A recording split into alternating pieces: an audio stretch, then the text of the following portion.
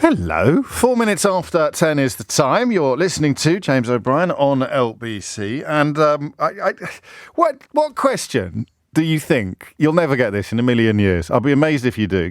Seriously, get your fingers ready on the text. Get your finger ready on the text. There's a question I am tempted to ask you several times a month. Well, certainly several times a year. A really simple question. And I never have. It's 5 words. 5 words, or 5 syllables, 5 single-syllable words. And it would be loosely fileable under the sort of scales falling from the eyes or penny drop moments. And the things that I bang on about constantly, and if you're kind enough still to listen to the programme, then you must on some level either have a masochistic streak a mile wide, or you must have some fellow feeling with what we talk about, the issues, the themes, if you like, that we most... I don't even know if enjoy is the right word to use at this point, but the themes that we most enjoy exploring together, and the ones that sometimes sound a little bit tinfoil hat, because, you know, the voices that we hear on this programme are largely absent from much of the rest of the media. Incredibly, given that the voices that we hear on this programme have been proven right about almost everything in the last 6 or 7 years. Most obviously, I suppose, Brexit, Donald Trump, and now Boris Johnson. So what word do you think it is? The callers I would love to talk to. I don't think we're going to do it today. I don't think we'll ever do it. But the question I would love to ask you that I've never asked you, it's not what was it like? I've asked you that a million times. How dare you? It's not have we all gone mad? That's a suggestion from Keith, not Studio Keith, but listener Keith. It's none of that. The question, Richard, is not can dogs get stung by nettles? We had to call off Mystery Hour yesterday, but it will no doubt be returning in glorious form next Thursday. The question I would really like to ask you, but I don't think either of us are ready for it yet, is do you get it yet? Do you get it yet? Guess who's going to be announced either later today or early tomorrow as a new columnist in the Daily Mail? Go on, have a guess. Yeah. I mean, it is being reported. There's always a chance that it's a misdirection or a distraction. But Boris Johnson, having been found to be the single most dishonest Prime Minister in the history of that office, having been found by a jury, if you like, of his own peers to have lied about lying, gets rewarded with a column in a newspaper where the editor-in-chief is someone that he wanted to put into the chairman's chair at Ofcom, the broadcast regulator, and someone so devoured by his desperation for a peerage that he has essentially unhitched the best-selling newspaper in the country from any semblance of truth or values. Quite a few questions coming in now. Will you buy my book, says Julie. Bit early for that, actually. Also, bit raw. Niall in Bristol, what do we do now? What's in it for them, says Richard in Pamplona. Is it over? I think we did that yesterday. What fresh hell is this? I've asked you that on many occasions, so that can't possibly be the contender. But do you get it yet? Do you see now that I'm not mad? The absolute subversion of the truth that newspapers have undertaken in this country is close to complete now. How do you cling still to the carcass of the idea that Boris Johnson is not all of the things that, for example, Eddie Mair called him in that famous interview a few years ago? How do you cling to it? How on earth, with the weight of evidence in front of you now, and it doesn't even need the Privileges Committee report. We had already, Sue Gray or the Metropolitan Police, or just the evidence of your own eyes and ears. If you've listened to this programme even in passing for the last few years, you can probably sing along now to the list of lies. Fired from his first job for making up quotes from his own godfather. Appointed still, despite that shameful past, to a job on the Daily Telegraph, where he continued, where the bloke who gave him the job now is one of the leading exposers of the lies that he has told ever since. Lied to mistresses, lied to wives, lied to employers, lied to party leaders, lied to colleagues, lied to constituents, lied to interviewers. It's absolutely incredible that somebody so fundamentally dishonest could have reached the highest office in the land. There were times, genuinely, you'll think I'm making this up, There were times when I sat here some days and thought, am I going a bit far? Because when you're on your own, you sometimes get a bit insecure. You know, you'd sit here some days and you'd think, is he actually got, do you remember the flesh-coloured body stocking? Do you remember the flesh-coloured? Do you remember where the flesh-coloured body stocking came into our contemplations? The idea that maybe the emperor wasn't naked after all. I didn't deploy it initially in Boris Johnson's service. I deployed it not in Theresa May's, but in the Brexit, in the idea that the way they were talking, the way they were behaving, maybe there was a Brexit available that would be okay. Because everyone just talked as if there was. And everywhere you looked, there were people claiming it was going to be, great, which I don't think it ever was, or fine, which you wanted to believe. Maybe you can. Maybe somehow Jacob Rees-Mogg knows what he's... All right, let's not get carried away. But maybe there was some way of accommodating the Good Friday Agreement within a withdrawal from the single market and customs union that wouldn't completely change the relationship between Great Britain and Northern Ireland. Maybe those of us pointing at the float, pointing at the emperor's float, shouting, he's naked! He's naked! Maybe we were missing something. Maybe there was a flesh-coloured body stocking. But you can't now avoid the reality of the emperor's nudity. It is actually impossible, you would think, to be in a position to even pretend that Boris Johnson is not an absolute disgrace. A man who has done more to subvert the standards and traditions of this country, the standards and values of our democracy, than any other in living memory. Not because he was so awful, not just because he was and is so awful, but because he got to the biggest job in the land. And how did he get to the biggest job in the land? Because the people whose job it is to tell you the truth joined him in his lies, initially about Brexit, but subsequently about everything. And most of all, of course, about him. So here is, imagine if, even as the crowd was shouting, he's naked, he's naked, he's naked. Imagine if 80% of the newspapers in that empire were insisting that he was beautifully clothed. Even now. Insisting that the people calling him naked are plotters and saboteurs. He's not naked, he's beautifully robed. It's a witch hunt. It's a stitch-up. It's a hit job. He's there. He is stark, rollick, naked. So the Daily Mail have decided to give him a newspaper column, just as they've given one to Nadine Dorries. Arguably the two most ridiculous politicians in an incredibly crowded field, rewarded for their idiocy and dishonesty, actually rewarded for it. That's incredible, especially when you consider that proper journalists at the Mail are being made redundant as we speak.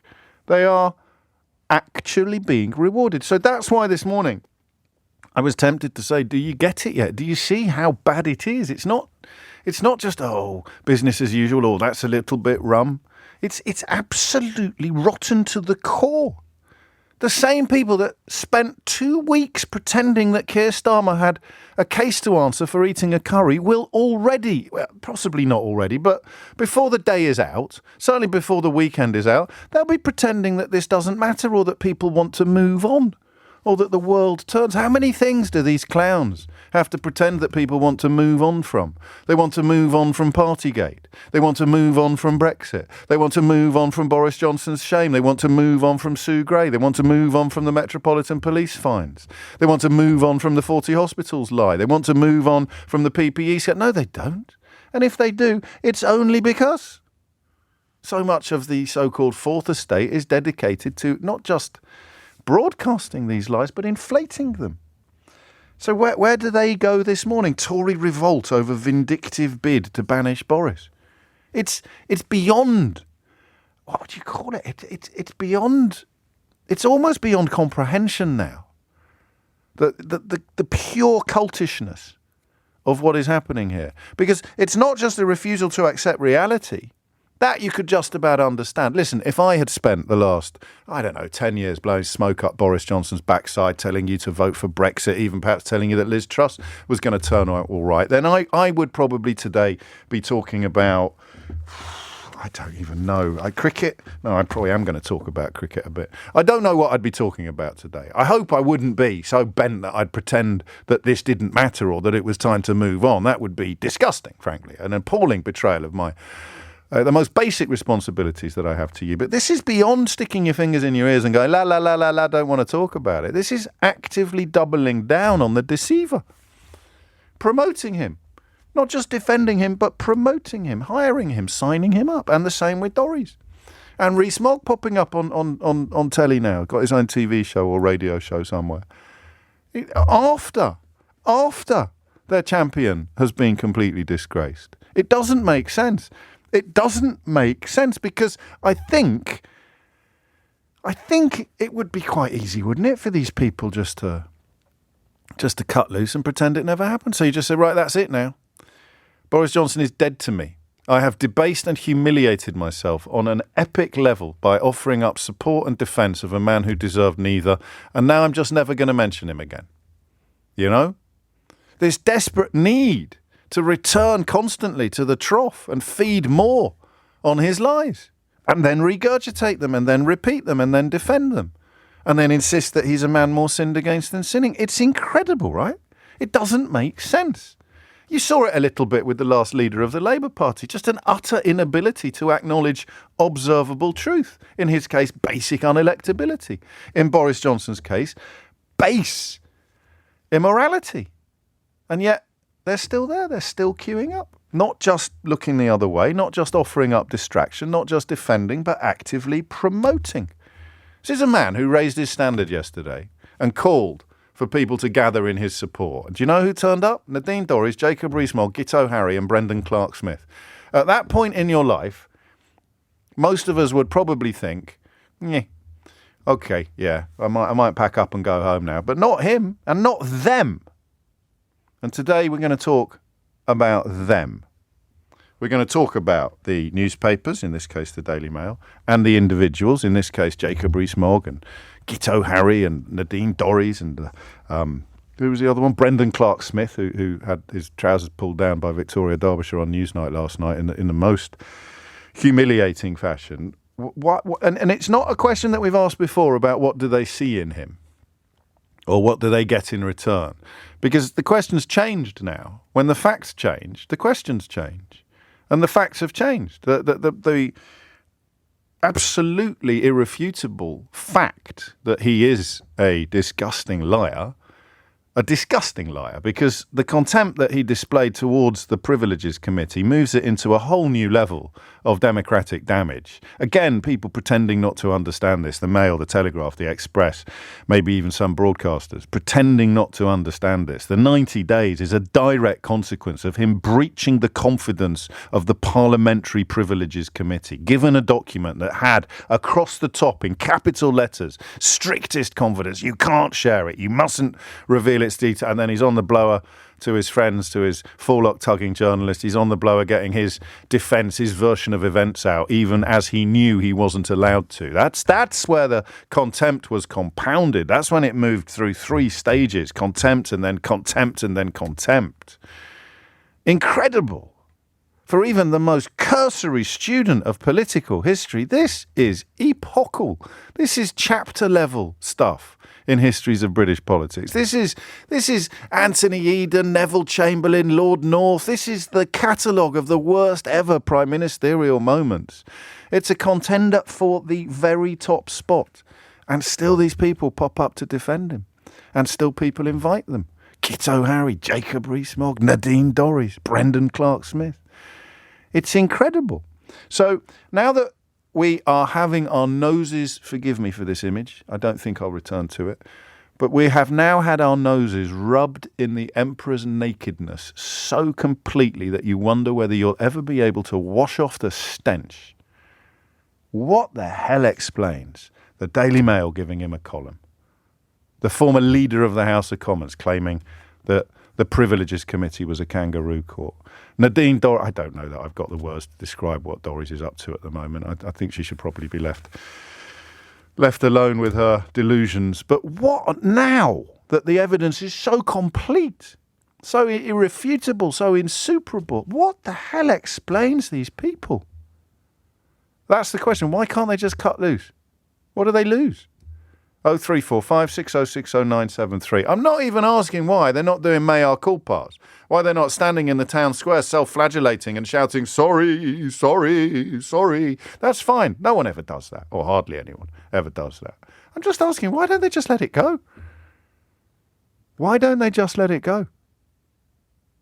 Of course, if any of the people I've just mentioned are listening, I'd love to hear from them.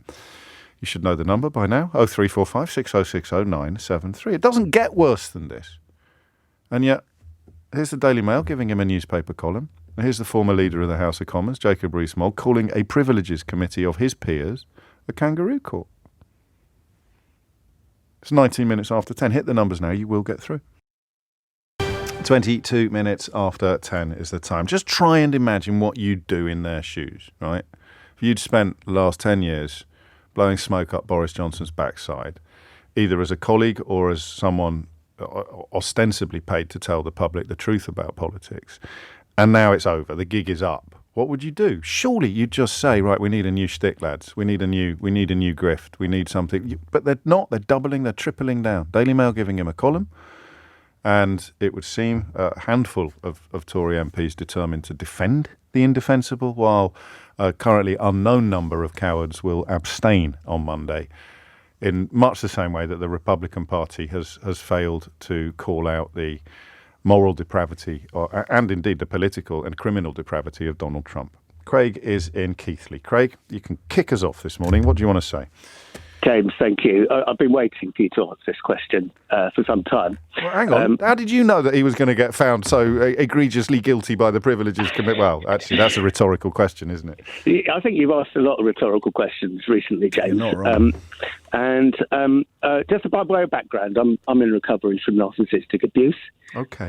So I've lived most of my life with narcissists, and I work out how they work. Now, I'm not saying whether Johnson is or not, and I'm certainly not saying about any of his other acolytes. Yes. But what I can tell you is that narcissism is best viewed on a spectrum. Right. And it's only really people with narcissistic personality disorder that are the right at the other end. But as those personality traits get more and more to one side of the spectrum and less to the other side of the spectrum. Now, part of the reason why Johnson is as appalling as he is, and we have to have some sympathy with him. There's something that's going to have happened to him in his childhood. I don't know. For example, maybe he might have witnessed his mother being hospitalised by his father. Yes. Which is a source of great sympathy for people. Exactly. So, as a consequence of that, as any child would, at the age of 5, you probably start exhibiting negative behaviours. Of course. But in a can I nudge you? I just want to nudge you towards the acolytes, if I can, because we've been over this ground. I know you have as well with us. You've heard us go over this ground quite a lot. But when you get because I think of a narcissist as being so alienating of the people around him, and yet he's drawn these moths towards his flame. So he's rejected his own personality, right? And contends that he's actually a perfect human being. Yes. And in order to do that, he has to live in a world of denial. So people who are around him who try to tell him the truth are going to get rejected. Of course they are. You know, that's why he's kicked out half of the Conservative Party, or the good half at least, or the better half. Yes. But the people who are left, Craig. What I mean. So let's talk about the editor-in-chief. The editor-in-chief. Hang on. The editor-in-chief of the Daily Mail Group, arguably the most powerful member of the print media in this country, who doesn't actually and has never actually owned a newspaper. And we've heard what the Private Eye say about him consistently. But why would he? Why would he still be blowing smoke up Boris Johnson's backside, even after the events of the last few days? Okay, so it's all about. You're going to have to be quick. Well, it's all about keeping yourself in the public light, but it's also supporting the chief narcissist. So they're going to support the one they think. Yeah, I'm not getting the why of it, mate. I'm sorry. I'm just going to crack on, if I may, and I'm sure we'll talk again. But I just want to get into the weeds of the why of it. Why are they doing it? Because you say, why is he supporting the chief narcissist? And you say, well, because he's supporting the chief narcissist. You see that it's my fault. I just maybe need to be a bit clearer on what the question is. Why? How can people now not be turning around and just going, all right, crikey, I'm never going to admit I got it wrong, but I'm certainly never going to be I'm never going to be climbing up that maypole again. Charles is in Bagshot. Charles, what would you like to say? Hi, sir. Thank you for taking my call. You're most welcome. I'm really depressed because I think what we're seeing here is the last pitiful dying stages of a cult and the last few true believers still clinging to it. And I think I understand this. Go on. Because I used to be in this cult. And I'll ask forgiveness for you and all your listeners. Even though I voted Remain, I was supporting Farage and UKIP just after the days of Robert Kilroy Silk when it wasn't big. I was giving oxygen to this vile movement when it was weak. Okay. I mean, I'm sort of like I feel like sometimes I'm like the guys in the beer hall in the early days of Germany. I was there when they were weak. They were pathetic. They were just a weak, pitiful little organisation. And it was people like me. I was ringing up stations and I was saying, he's got it right. We've got to get out of Europe. It's absolutely right. And I was bigging up Farage. Right. You wouldn't have believed me. I did speak to quite a few people who were in a similar place to you, so I would have believed. What changed? For me, do you know what? It was really quite pathetic in a way, I guess. It was when I finally realised that I loved the ability to live and work in Europe. Right. And travel. And I thought, well, actually, I'm going to lose all this. And then I saw the ads. I saw the ads about the invasion ads from, and the vile, blatant racism. And I thought, no. And you see Johnson as very much part of this, do you? Because some people would object to that. I wouldn't. I think it's as plain as the nose on your face. But some people would claim that there was clear blue water between him and Farage. Oh, I don't. You see, Farage is the one who's running the show. Boris Johnson was just a useful idiot. And I think Boris Johnson doesn't know yet that he's been used. But he got to be Prime Minister, though, didn't he? Let me nudge you now to the people who are still clinging to the carcass of the cult. Why? Because some of them are very powerful. You see, the way you portray it, I could see how somebody weak or a little bit confused by the modern world, like Nadine Dorries, perhaps, or Brendan Clark-Smith, or Jacob Rees-Mogg, for heaven's sake. But for the Daily Mail to give him a column, apparently, that bit. And I'm pretty good at this stuff, Charles. That's the bit I don't get. Why not cut loose now? How bad would it have to get for them to turn around and say, OK, we backed the wrong horse? Well, I think everyone should. There's a brilliant Netflix documentary series. I won't mention the name. Oh, yeah. I think it's Wild Wild Country. OK. About the that big Maharaja cult where the guy. Maharishi. And towards the end, when everyone mostly had left, but there was still the few there that wanted to hold on. It was like you can't let go because these people are so invested in the cult. That's the word, isn't it? They've invested so much that to turn around and say we made a mistake is to almost question their own identity, perhaps. But I still have faith in people to change. Yes, I think you have to. I think that's a wonderful thing to say, Charles. You have to have faith in people to change. Do you know, for inspiration, this is going to sound really weird. I would ask Boris Johnson, all these other useful idiots, look at the Quickly, story of George Wallace, the governor of Alabama. Okay. It's an incredible story of redemption in the end. There's a recommendation. I think that the first caller would probably point out that if we are dealing with a case of narcissistic personality disorder, then nothing will get through, if you like. But for the rest of us, any tales of transformation and change are inspirational, including yours, Charles. Thank you for it. It's 10:31. Thomas Watts is here now with your headlines. It is 10:34 and you are listening to James O'Brien on LBC. Murdoch knows what he's doing. There's a reason why Murdoch is the most powerful media owner, arguably in history. Times has moved. The end of the road for Johnson. They're not faffing about. And even in the Sun, some of the chief forelock tuggers and cap doffers are serving up a form of humble pie. I mean, they quote the people criticising the report, but they do so. I'll find you a good example. Here it is. The cult of World King Bojo is luring the Tories onto the rocks. It must stop for Britain's sake. So, therefore, the political editor Trevor Kavanagh trying to have his humble pie and eat it by claiming that Johnson was dead right to commit a contempt with regard to calling the Privileges Committee a kangaroo court, but that they have to somehow move on from the attendant pantomime. So Murdoch has clearly spoken.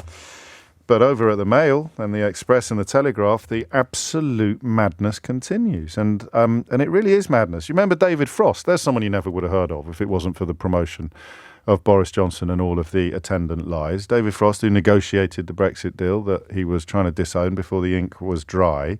He's written today, then there was a further nervous collapse under Liz Truss. She too was forced to recant and then resign. It's a betrayal narrative, which is a little odd, given that the same bloke wrote not that long ago, October of last year, Liz Truss has to go if the Tory party is to have any chance of recovering. Liz Truss must leave as soon as possible. Her successor, whoever it is, must be capable, competent and able to communicate effectively. This is what I mean when I say, do you get it now? So because of Boris Johnson, the newspapers are full of people who can just lie on a Monday and say the polar opposite on a Tuesday. You've got a bloke there writing a comment piece for the Daily Telegraph claiming that Liz Truss was shabbily treated without mentioning that he was one of the loudest voices calling for her to go. You don't have to even pay lip service to the truth anymore. And if the media is doing that, what chance is there for the rest of the country? And that's why Boris Johnson now gets a column in the Daily Mail. Reportedly. I keep saying reportedly just in case it's some sort of epic misdirection or distraction and I have to take a small amount of egg off my face. But it looks pretty much nailed on to me. How can you hire someone? How can Viscount Rothermere countenance the idea of the biggest liar in the history of Parliament being a suitable columnist for his newspaper empire? I just don't get it. Do you? 0345 6060973 is the number you need. David's in Chorley. David, what would you like to say? Yeah, hi, James. My perspective on this is that it's an old saying, but they are thick as thieves. Yes. They are more. There is more that they know about each other. As opposed to Nadine Dorries, who is thick as mince. Well, she is thick as mince, and that's an insult to mince. True. But from the perspective of these clowns, yeah. I mean, first of all, I confess I voted Conservative. I didn't vote to leave, but I voted Conservative, so Sure. I voted for the Muppet. But the reality is that they know more about each other that we don't know, that they stick together because they are afraid that one could bring the others even further down. I mean, they are all so low on morality and empathy and principles that They can't disown him because that would make them mugs as well. It'll damage their brand because they still think they have a brand that's worth investing in. And by the way, I think that giving him column inches in the Daily Mail is because it just sells papers. And it will still drive the news agenda. I mean, we've learned nothing. We've learned absolutely nothing as a society from the last few years. Farage still popping up on the telly, spouting his absolutely unevidenced nonsense. And then, you're right, letting the news agenda be driven yesterday by the utterly pathetic response he put out before the report was actually published. And up pops, I don't know, Jacob Rees-Mogg for balance. I mean, it is just nuts. Completely. And I actually think social media plays a part because so many people nowadays think they're educated because they read a post from Keith, their mate from next door neighbours. Yeah. That without evidencing it, they'll just take that on and they'll pass it on to somebody else. It's a witch hunt. And also, the sexier the lie, the more likely you are to pick it up and run with it. So you're giving, it's a witch hunt. And the narrative of victimhood, the idea that there are dark forces conspiring against us. And Boris Johnson, the Etonian Oxford University educated former Spectator editor, Daily Telegraph columnist and Prime Minister, Boris Johnson is the victim of an establishment coup. Well, let's not forget that he doesn't even tell us the truth about what his name is. It's Alexander Boris de Feck Johnson. This is that, yes. I never know how significant that is. I think Boris was a sort of hat that he put on at Eton and then never took off again. But you know, the idea, because the Mail enforced these notions, the idea, you've got the fella there desperate for a peerage, so desperate for a peerage that he wakes up thinking about it, he goes to sleep at night thinking about it, and yet they see themselves as anti-establishment. They see themselves as somehow, I don't know, victims. How bonkers is that? Poor old Boris Johnson, victim of the establishment. But they are people that the more they listen to their own voices, the more they believe their own stories. And they accuse everybody else of being in an echo chamber. Yes. Which indeed. I guess you have to do. And here are you, voted Conservative in 2019. I mean, you know, we couldn't have had a different attitude to that God-forsaken election. But hey-ho, on we go. Thank you, David. Beautifully put. Tara is in Stourbridge, or Jude Bellingham country, as it will shortly become known. Tara, what would you like to say? Oh, hi. Yeah, for me, there's a bigger picture here. For me, this is about access and control over power, privilege, and so. I just think that this, hopefully, is the death throes of, you know, the sort of last.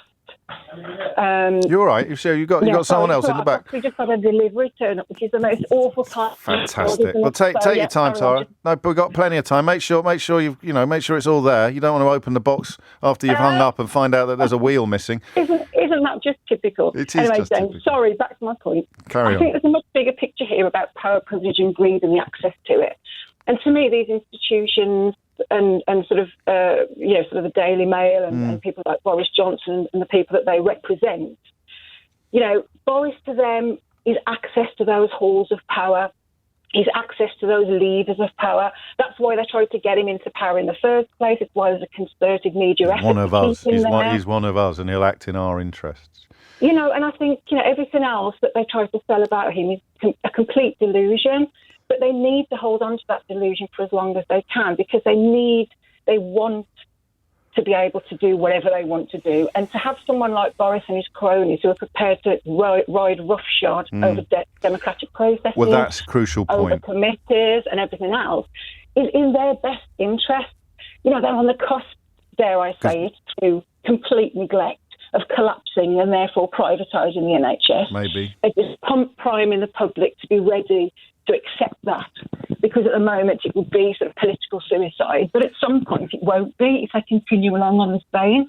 So all the checks and balances have been broken. I think you're right. I think that is. I mean, I don't know how logical it is, or rather how conscious it is. How much of it is just cultish flag waving. Well, I just think history has proven that it's very dangerous to dismiss these types of people as cults.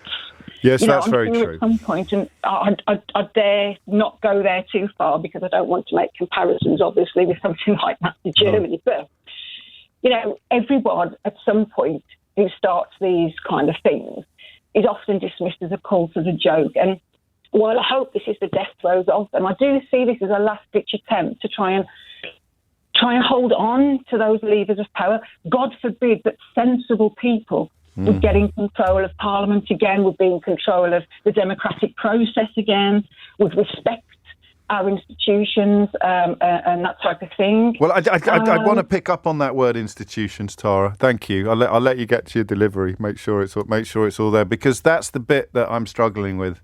The trashing of the institutions, and you know the people in the media who claim to uphold British values, who claim to somehow speak for ordinary people. These are the people who gave us the Enemies of the People front page, attacking High Court judges, the Crush the Saboteurs front page, attacking parliamentary democracy. There was a clue there about what might be on the horizon. These are the people who gave us the Our Remainer Universities headlines, attacking academic freedom. They're the people who essentially tickled Jacob Rees-Mogg's toes after he lied to the Queen. They cheered Boris Johnson as he ignored the findings of his independent ethics advisor, so much so that two of them resigned in disgust. Liz Truss didn't even appoint one. That's the bit. And now, of course, it's the Privileges Committee that are coming under attack. If you ever had the chance to sit one of these people down, and it's highly unlikely that you ever would, I mean the absolute puppet masters, not the puppets, you could probably get Jacob Rees-Mogg on your programme and just ask them what balances do you support? Because you don't support the ethics advisor, the advisor on the independent advisor on ministerial standards. We know that you don't support the Code of Parliamentary Standards because you tried to rip it up after your mate Owen Paterson broke it. You've attacked the Privileges Committee, which essentially involves attacking the supremacy of Parliament, so you don't believe in either of them. You're cosy with the Daily Mail, which means that you're comfortable with attacks upon an independent judiciary. You're comfortable with attacks upon parliamentary democracy because not only have you been doing it yourself by deploying phrases like kangaroo courts, but you also stayed silent when the Daily Mail printed that Crush the Saboteurs front page. What is it? You don't believe in freedom of speech because you're constantly trying to silence dissent and disagreement. What are the values you actually believe in? What are the values you actually believe in? Answer: none. So somewhere, under Tara's analysis, all of these people want to live in a world where they don't have to obey rules. And Boris Johnson is their patron saint, isn't he? I think. That's my favourite explanation so far. 10:49 is the time. So I think I misspoke earlier. I think that Brendan Clark-Smith, I'm not quite sure who he is, but he has popped up quite a lot lately. I think he's kind of like the third musketeer alongside Gullis and 30p Lee. And I don't think he's been given a knighthood or a peerage, has he? Because everyone defending Johnson in public has been given a gong by him, or in poor old Nadine's case, he promised her one and it didn't turn up. Probably got lost in the post. But Brendan Clark-Smith has been debasing himself in public. Is he the fella that was wearing the Back Boris T-shirt about 10 minutes before Johnson fell out of the Downing Street window? I think he was. Anyway, he got absolutely rinsed on Newsnight last night. I'm playing you an edit, but you should really try and watch the whole thing if you can. Have a listen to this. Do you want to say anything about the fact that the committee, the report, which Boris Johnson has called a lie, you have called the report spiteful, vindictive, and the committee a kangaroo court? I mean, why are you indulging in what the committee calls a campaign of abuse and intimidation? Well, I'd say they've overreached as well there. And again, it was very specific parameters. They were looking at what he said in Parliament. Now, Boris Johnson, he's given evidence to the committee. He's sent evidence in there as well. And he's been very clear. And they decided he lied. He misled on 9 occasions. But unless they've got a crystal ball, how they can know that he intentionally did that, I don't know. I don't know what other people are thinking, of course, and what Boris Johnson said. Have you read this report? I have, and the information that Boris Johnson was given by people who he'd asked for that and he was briefed on. Now, this happens all the time with ministers where they will go to the dispatch box, they will give a statement on something, and sometimes the facts will change later on. They'll find out extra information, they will come to the dispatch box, they will correct the record, as Boris Johnson did. He didn't do that, according to this report. He didn't do that. Well, Boris Johnson corrected the record at least a couple of times. No, not according to the committee's report today. Are you sure you've read it? Well, which specific bit are we referring to that he didn't correct? They said he purported to come to the Commons and correct the statement. But they weren't satisfied he had. That was another contempt. Well, I've sat in the House myself where Boris Johnson has stated quite clearly that things had gone off in Downing Street. He apologised for that. Of course, there was all the furore about the FPN, which he accepted. Of course, the Metropolitan Police only considered that one event there counted that fine. This is about lying. We're not talking about party gates and fines now. This is about lying. Anti-democratic, Mr Johnson called it. I don't know if you agree with that. Well, it's not a case of whether it's democratic or not. I mean, democratic to elect your MPs, obviously, and it's the public who decide where we are. But what you expect is a fair hearing. You expect people to go into that without any prejudice before you start, and you expect to be able to give evidence and for it to be considered. Now, which he did. Well, the chair of that committee already had to recuse himself. The chair that was appointed afterwards has already been found to make comments prejudging Boris Johnson as well. Mr Johnson had multiple occasions to give evidence. He presented written evidence. He presented oral evidence. He had 250 grand of taxpayers' money to pay for his lawyers, even though he's earned £6 million since September. I mean, you're not saying he's a victim here, are you?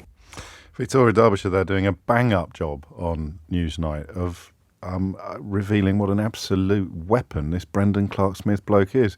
If he's read that report, I'll give you the money myself, as the great Les Dennis used to say on Family Fortunes. He didn't even know what was in it. I'd be surprised if he'd even opened it. Absolutely incredible. And that's part of the question this morning that I'm asking you is, why do these people humiliate themselves in this way? Part of the answer, sadly, is that they won't be questioned as robustly as that in a lot of quarters. There'll be places where you can turn up and get your toes tickled while defending Boris Johnson against the findings of a committee of his own peers, and indeed the findings of a democratic process. But that's what happens when a proper journalist gets their hands on a proper popinjay, a proper puppet. And it occurs to me that possibly we've overcomplicated things again today. That lad's just not very bright. So someone's put a penny in his slot and said, you support Boris Johnson. And he's gone off like a sort of little clockwork. I support Boris Johnson. I support Boris Johnson. I support Boris Johnson. And he can't stop. He's on rails.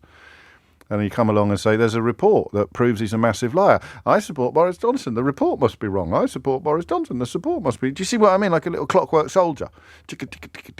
I support Boris Johnson. Boris Johnson is the best. I support Boris Johnson. And you can't get him off the rails, even as everything crumbles around him. I've read the report. I haven't read the report. Please don't ask me any specific questions about it. I support Boris Johnson. So, we can sit here and talk about narcissistic personality disorders and corridors of power and conspiratorial conferences, all of which I think are true. But then you come across someone like that, it's just a dope, isn't he? He's just a dope with a penny in his slot, telling him to defend Boris Johnson, defend Boris Johnson, defend Boris Johnson. The poor lad didn't even get an OBE, did he? What a waste, honestly. 10:54. Gavin's in Broxbourne. Gavin, what do you want to say? Hey, James. Thanks for playing that clip. And it was, in fact, you retweeting the Newsnight interview on your Twitter that has, really brought to my attention something that is absolutely grating on me. Go on. And I really want this question to be put to these people who are supporting Boris. And I want you to be the man to do it because you're far more... I've got a feeling that it's already been done. If you're going where I think you're about to go, let's find out.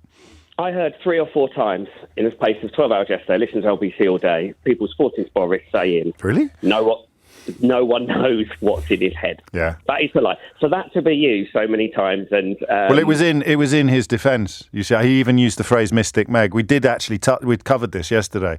It's clever because he's done it all his life, Gavin. He's always pushed the lie to the point where you have to actually prove what is going on in his head. So, he can stand there with his face covered in pie, claiming he hasn't eaten a pie. And unless you can get into his tummy, you can't prove that he has eaten a pie, even as the pie crumbs are still smeared all around his chubby old chops. And it's the same with the lie. You say, well, I didn't know I was lying when I lied. How can you actually prove? But the committee dealt with it. I'm surprised people were allowed to say this on LBC without having it pointed out to them, because the committee dealt with it by citing his behaviour. So they said, well, you claim that you thought this or you didn't realise that, but here are examples of your behaviour at the time which prove that you must have thought what we are accusing you of thinking. The fact that you did this, the fact that you raised a glass of wine in the air, the fact that you wouldn't have given advice to the country saying, of course you can have leaving parties if it's good for morale. They hoist him by his own petard by providing evidence of his own behaviour. But these people who are saying this to him, I want them to think, to go down that line of route of thinking. If that is the case, that invalidates every single court decision in this country, where juries up and down this country... We'd never get a murder conviction. Everything would be manslaughter. Intent to murder, intent to harm someone. Yeah. So of these MPs who are actually in that WhatsApp group where they're being fed the line to say, actually believe that that's how any...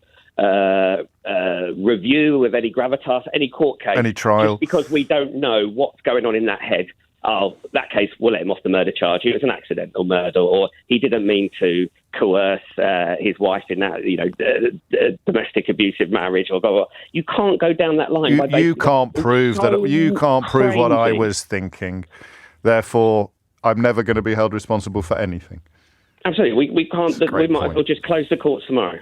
Yeah, I know you're absolutely right. That's a really good point, and I hope that, now that people have been made aware of the facts, I hope that anybody... Why don't these people ring me anymore? I'd love to hear someone claiming that this is all invalid because you can't possibly find out what was going on in Boris Johnson's head. Thank you, Gavin. I just got a lovely tweet from a lady called Louise Dillon Bennett, who you may have seen on Newsnight last night. She was interviewed in part because her 14-year-old son Fred died of leukemia during the pandemic, and her family, Fred's family, were observing all of the rules that Boris Johnson had introduced, even as, of course, Boris Johnson and his colleagues were not. And she just, I don't get tweets like this very often. This is, I'm so sorry for your loss, obviously, Louise, but this is what she sent to me. I was the mother sat opposite him, talking about Brendan Clark Smith, cipher that we just heard falling apart on national live television. I was the mother sat opposite him. Whilst it was wonderful to see Victoria Derbyshire at her very best, it was incredible to watch someone sit 3 feet away from me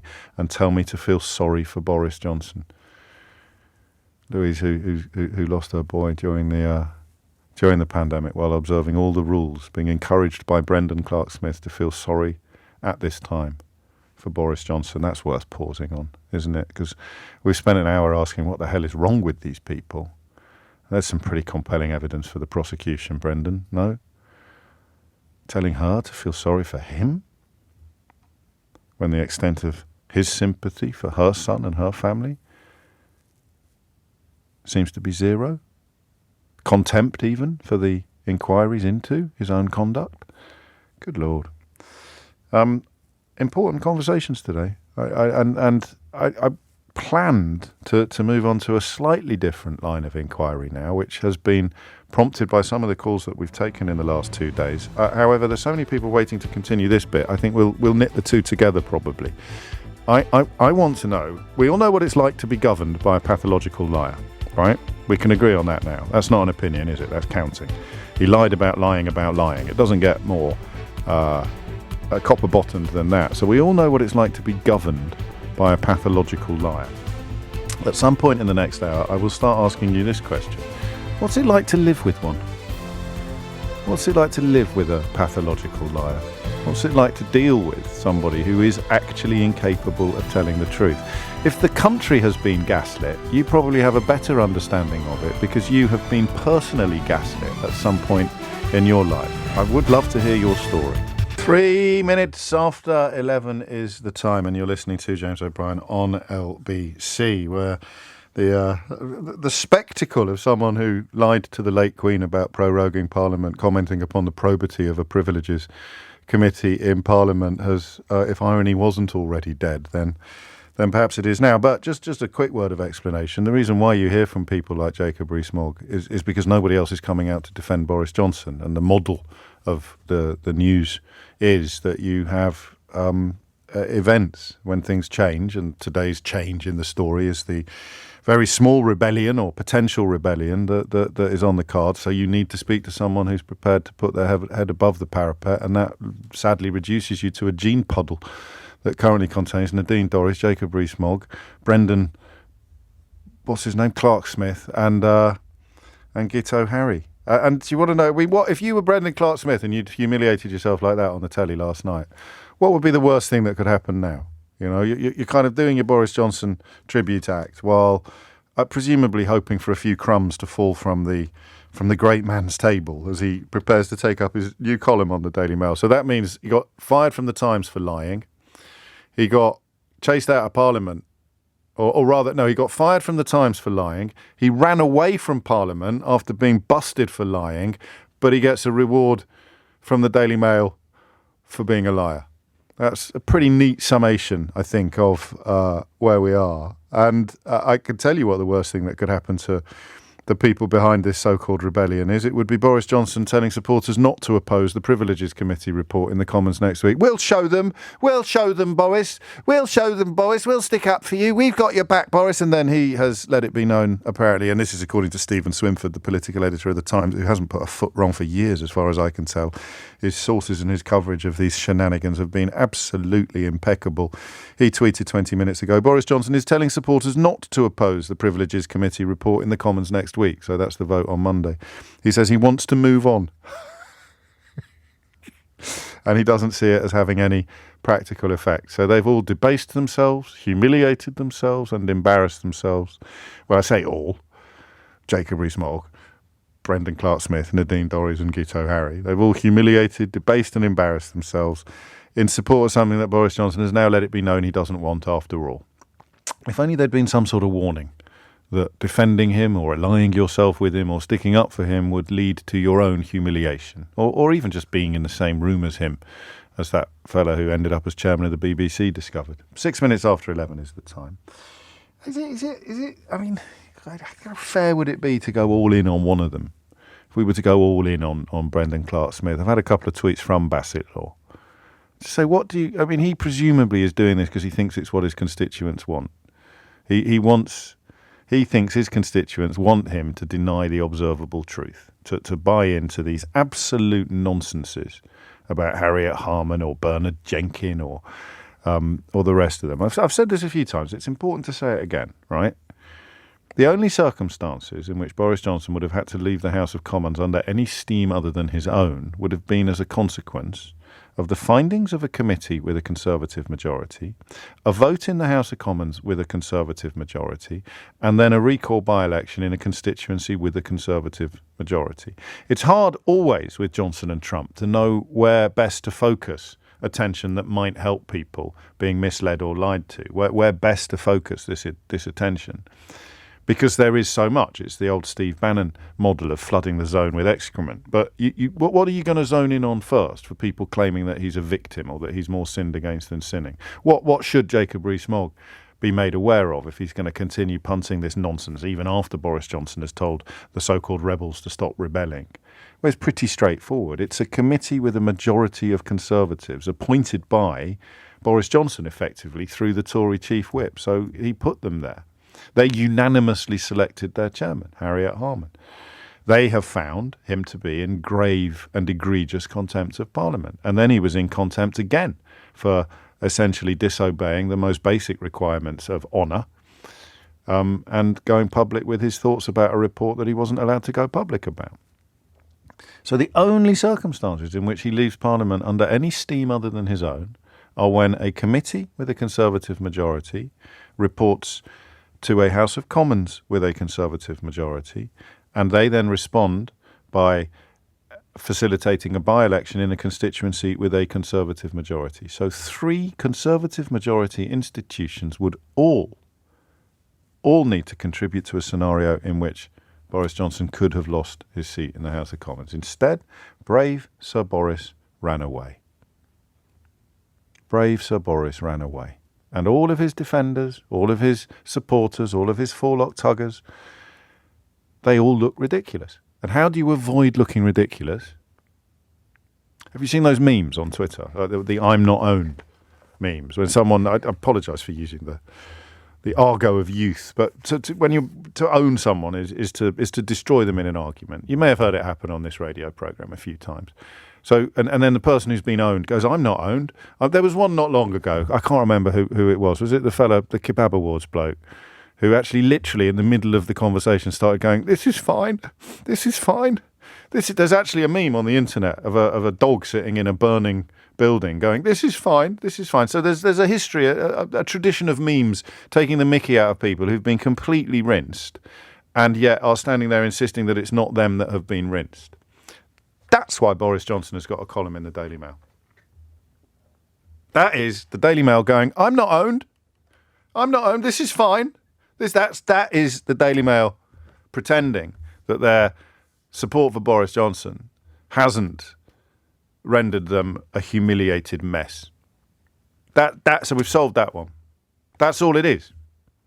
That's all it is. Best way to understand the Daily Mail is to think of it as a precursor to Twitter trolls, except with by far the biggest following than anybody else on the platform. So they get to reframe reality according to their own bigotries and prejudices. Everybody's terrified of refugees. Everybody hates the BBC. Everybody is cowed by the woke mob. They can't tell you what any of these phrases mean, but it doesn't matter, does it? Political correctness has ruined this country. No, it hasn't. It's immigration. Hang on, what day is it? Tuesday, Wednesday, Friday. Immigration has ruined this country. Monday, political correctness has ruined this country. Tuesday, the BBC has ruined this country. Wednesday, Gary Lineker has ruined this. All bonkers, paranoid lunacy. And their big hero, their big man, their big champ Boris, has fallen apart like the cheapest of suits, as everybody honest knew he would do. So how do you avoid the conclusion that you've been owned? You turn your newspaper into a meme and you appoint him as a columnist. Ha! No, I haven't been owned at all. Boris Johnson is a victim of a witch hunt and he's got a column in the Daily Mail which proves that he hasn't been completely humiliated and disgraced. Because if he'd been completely humiliated and disgraced, how could he possibly have just got a column in one of the country's most popular newspapers, eh? Answer me that, you see? Yeah, I'm not owned. This is fine. That's it, isn't it? I love it when that happens. I couldn't have got there without that last hour. Just feeling all the little pieces slotting into place like a sort of internal Rubik's Cube being manipulated by your contributions and calls to the programme. Why the hell have they given him a column? Because it's the only way they can pretend that they haven't been owned. And then you've got Trevor Kavanagh in The Sun. I probably lacking the wit to realise that he's pulled his own pants down today by essentially saying, oh no, he was definitely wronged. He was definitely right when he blasted hanging Judge Harriet Harman's kangaroo court for its premeditated guilty verdict. I mean, lies and libels there, but they'll be fine. But it's time to move on now. It's time to move on. Otherwise, the Tory party's going to be wrecked. So I'm not owned. I'm not owned. Boris Johnson was right. But anyway, let's just stick him in the back of the bus now and try and get on with winning the next election. I love that. I love it when things begin to make sense. 12 minutes after 11 is the time. So we know what it's like to be governed by a pathological liar. This is a question that I nearly asked you yesterday, but we were rather overtaken by the urgency of unfolding events, weren't we? I want to know what it's like to live with one. I want to know, and this is a tricky question, and it may not be one that you want to answer, in which case we can crack on with the calls about the defenders or move on to something else. But I am truly intrigued by what it feels like to have watched the political events unfold in a way that contains harrowing echoes of things that have happened in your personal life. What's it like to live with a pathological liar as a partner or a parent or a child, actually? When you're dealing with someone who you know is lying, everybody knows is lying. Someone who perhaps says, you can't prove I'm lying, you can't read my mind. Someone who says it's you're the one that's going mad. You know, he's got lipstick all over his collar and he insists that it's all a figment of your imagination or that you're paranoid. What's that like? Because that is what he's done to the country. He has gaslit the country to a degree that is, I think, unprecedented. Certainly unprecedented in recent British history. Nothing like this has happened before. People who frankly should have known better falling for it. But that idea that someone lies so effortlessly and so completely, because the rest of us struggle. You can never quite get there. We've all told fibs, right? We've all told the occasional porky. Sometimes we might perhaps have told quite big lies, either in self-interest or greed or because we're trying to protect some people from truth that we thought might hurt them. But when you lie, you know you're lying. When you cheat, you know you're cheating. If you're cheating at cards, you know you're cheating. But some people cheat at cards and then win, and they seem to be just as delighted with their victory as they would have been if they hadn't cheated. And those people fascinate me. I don't think I've ever secured any major victories by cheating, but if I had, my victory would be tainted forever, you know? What have we got on the mantelpiece at the moment? So I've got my Celebrity Mastermind trophy on the mantelpiece at the moment. I've got the trophy, right? It's not on the mantelpiece. Mrs. O'Brien made me move it to my man cave. But anyway, I've got my Celebrity Mastermind trophy in my man cave at the moment. If I'd cheated on Celebrity Mastermind, every time I looked at it, I'd have a little twinge of shame. Even if people came round and went, oh, wow, look at your Celebrity Mastermind trophy. That's great. And I'd go, yeah, thanks. Cheers. Yeah, great. But somewhere inside I'd be going, oh, you shouldn't have cheated. You cheated. Why did you cheat? That's what it's like. Well, I don't get these people who can lie and cheat so casually, so completely casually. What is it like to live with someone who lies like Boris Johnson lies? 0345 6060 973. It could be a parent, it could be a child, it could be a partner, it could be an employer, it could just be a friend. I just you know the type, right? I don't think I've ever encountered one in my personal life. I'm just trying to think. We haven't had any here, have we? No, I don't think we have.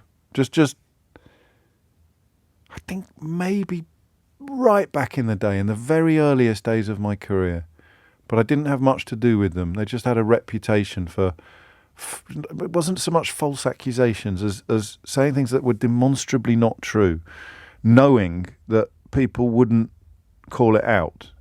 But I had, no, that's not going to work. What's it like to live with a pathological liar, to have a pathological liar, not in Downing Street, but in your life? 0345 6060 973. 18 minutes after 11. Darren, get knotted. Spoiler alert. I was on Celebrity Mastermind weeks ago. What have you been doing? Keeping it on tape? Got it in the attic? Going to watch it, and now I've spoilt the ending. Mate, you come off it. I had to keep quiet for months about that after we recorded it and before it went out. I'm not having that. I will not be accused of a spoiler on something so long gone, so long past. But the question we're asking, a little oddly perhaps, but I think you understand why. What's it like? Yes, someone's just said, will Carrie Johnson get a Ray Liotta if she phones in? Yes, she would, because the question we're asking is, what's it like to live with a pathological liar? And I'm looking for explanations that the rest of us will not have had experience of, because that's why we can never get all the way to Johnson. We can never get all the way to understanding Boris Johnson, because if you're not like that, if you have no relationship with the truth, the rest of us can't ever quite reach. We can never quite grasp what that would be like. We'll start in Maidenhead. Paul's there. Paul, what would you like to say? Hello, James. Hope you're well. Very well, mate. What's on your mind? What have you got? Yeah, it's true. How can you understand pathological liars? I lived with one for 17 years, Good partner. And we lost 2 mortgages. She ran away with thousands of pounds and car, and all she did was tell lies. And then when we found out that she was lying, because you know, when you're buying a mortgage, you have to declare how much debt you've got, and she lied. Eventually found out. So I said the best thing to do was take your money that you've got. We'll cancel the mortgage. Just pay your debts off, so you're a bit future-proof. Do you know what I mean? So you're a bit future-proof. And we did it again. She did it again, and then she drew down some money that was ours, and took her car and went away. And did she have a problem, Paul? Did she have a gambling problem or something like that? No.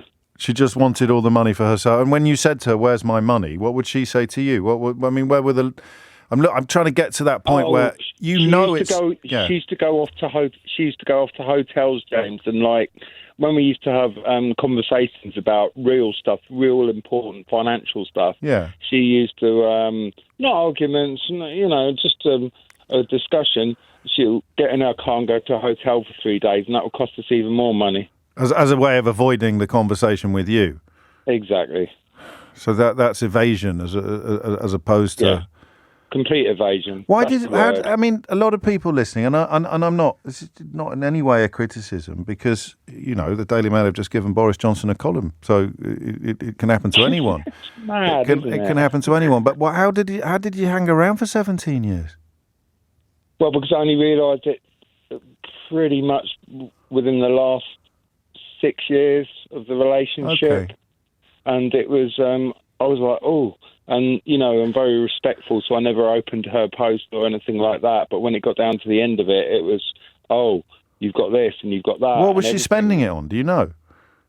I have no idea. Do you know what? The one thing was she had credit cards and store cards and cards, all this credit. And she was just ignoring it.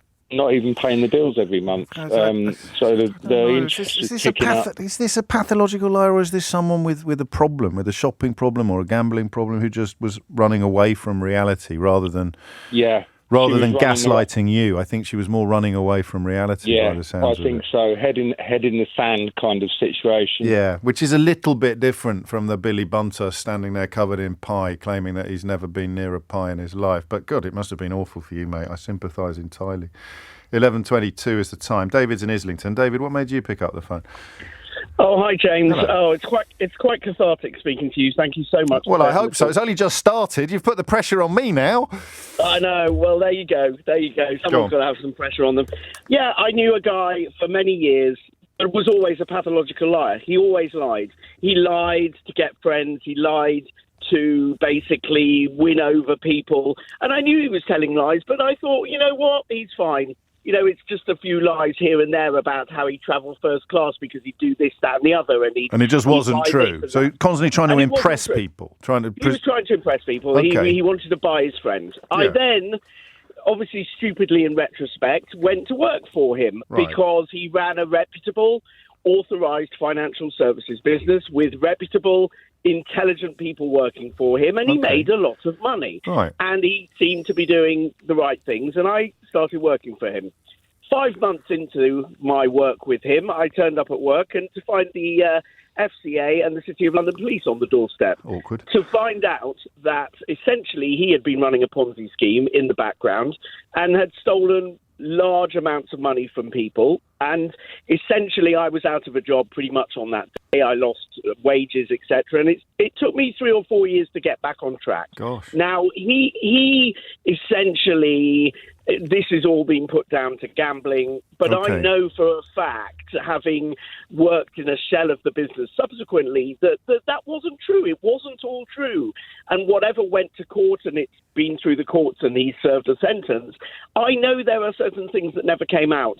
And I know that, and I know seeing the Johnson situation, yes, it's all bluster and oh, ha, ha, ha, when it doesn't impact on you, but I can assure you when it impacts on you, it blooming well hurts. Does he? And it hurts you. I'm sorry to hear that, and I think you've put it across very powerfully. Would he ever? This is what I'm trying to get to. Yeah. I don't think Boris Johnson ever thinks he's lied.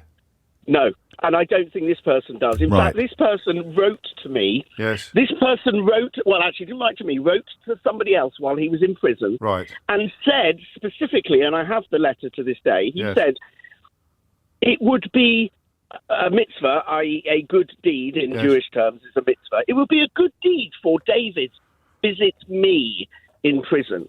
He didn't apologise to me. He didn't say sorry. He felt he had been wronged because he felt he had a gambling problem, and I don't doubt he did have a gambling problem, but I'm not sure he had it to the extent of how much he deported people. There's a little bit of chicken and egg there as well, isn't there? Because the lying and the gambling, or the gambling led to the lying. It sounds like that. I think a pathological liar has this relationship with the truth, regardless of what else is going on in their life. Correct. Did you ever have a moment where he was saying something to your face that you categorically knew wasn't true, but you couldn't find any way? Because he would say, as Boris Johnson did, well, you can't read my mind. How do you know I'm not telling the truth? Yeah. Oh, no, absolutely, 100%. Very much so. And I think this is part of the problem, is that I'm not the most intelligent person on the planet. Oh, I'm but sure you are. You can never know everything. No, exactly. Boris Johnson, for some reason, seems to know more about everything than all of the other people he deals with. Yes. And I suspect in some cases that is true. But this particular individual would say things, and indeed in my 5 months working with him, I sat in meetings where he said a certain thing to a certain client, which I knew categorically could never be the case from a financial services point of view. Got it. But I never said anything. Why not? To this day, if I may ask you, why not? I was new to the business. I was relatively wet behind the ears at the age of 49. But yes, should I have done? Yes, absolutely. But you know what? We've just had a whole cabinet. We've had 2 or 3 entire cabinets who never said a word, never said boo to a goose, while a pathological liar ran up and down the country talking absolute twaddle. That's quite an interesting angle, actually, isn't it? The reason why you don't call it out. And yet you now find it very easy to retrospectively detail what's happened. What do you think or feel when you listen to people today trying to defend Boris Johnson? I think less of them than I almost do of him. That's interesting. Yes. Okay. No, go on. You've got the because. I don't want to cut. Go on. Because, but then, as you've said previously, he brings them down further than he ever brings himself down. So perhaps that's wrong of me to think that way, but I feel that way because essentially they're weak-minded and they will never stand up for it. Look, I stood up in this situation and I actually spoke out, and you say, come with me, guys, and actually nobody does, because they don't want to stick their head above the parapet. No, well, you're describing choice, and I suppose far from an excuse, but possibly an explanation of pathological liars that can't help themselves, perhaps, whereas one imagines that Jacob Rees-Mogg, Nadine Dorries or Brendan Clark-Smith or Guito Harry could actually. They've made a conscious choice to support a proven, demonstrable liar. And, of course, the Daily Mail as well have made a conscious choice to support him. So I do understand why you might think even less of the apologists than you do of the pathological liar. It's remarkable. I'm not going to go to Eddie yet because these are not going to be short calls, are they? I don't think. So we'll go to Eddie immediately after the very latest news headlines. You are listening to James O'Brien on LBC, where the conversation has moved on, perhaps inevitably, from the people currently defending Boris Johnson, a motley crew, currently processing the news that Boris Johnson has asked that MPs don't vote against the Privileges Committee report in the House of Commons on Monday. We were thinking of talking about the possible abstentions.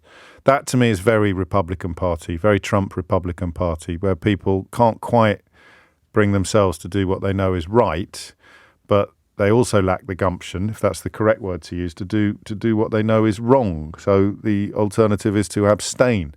Neither nout nor summit, as they say in Yorkshire. And that strikes me as particularly pathetic. But for the time being, I'm fascinated by this question. And also, of course, by the answers to it. An absolute inability to tell the truth. That's what we need to pin down. Somebody essentially looking you in the eye and telling you that it's raining while you're getting heat stroke from the sun. 0345 6060 973. Thomas Watts is here now with your headlines. 11:33 is the time. Some remarkable texts coming in. I'll just take a couple of those before we go back to the phones. James, in 2000, I found messages on my husband's phone and overheard conversations that left me in no doubt about his extracurricular activities. These included friends and prostitutes. Although he was banged to rights, he swore on everything, including his children's lives, that he was innocent. My mum believed him, so I stayed. I was on antidepressants. He told me they weren't working and to take more. I had a complete breakdown and one day couldn't see a way forward.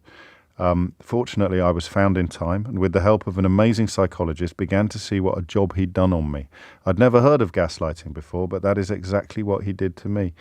Until this day, he will lie about anything and everything just to get through the day with no thought about tomorrow. That sounds familiar.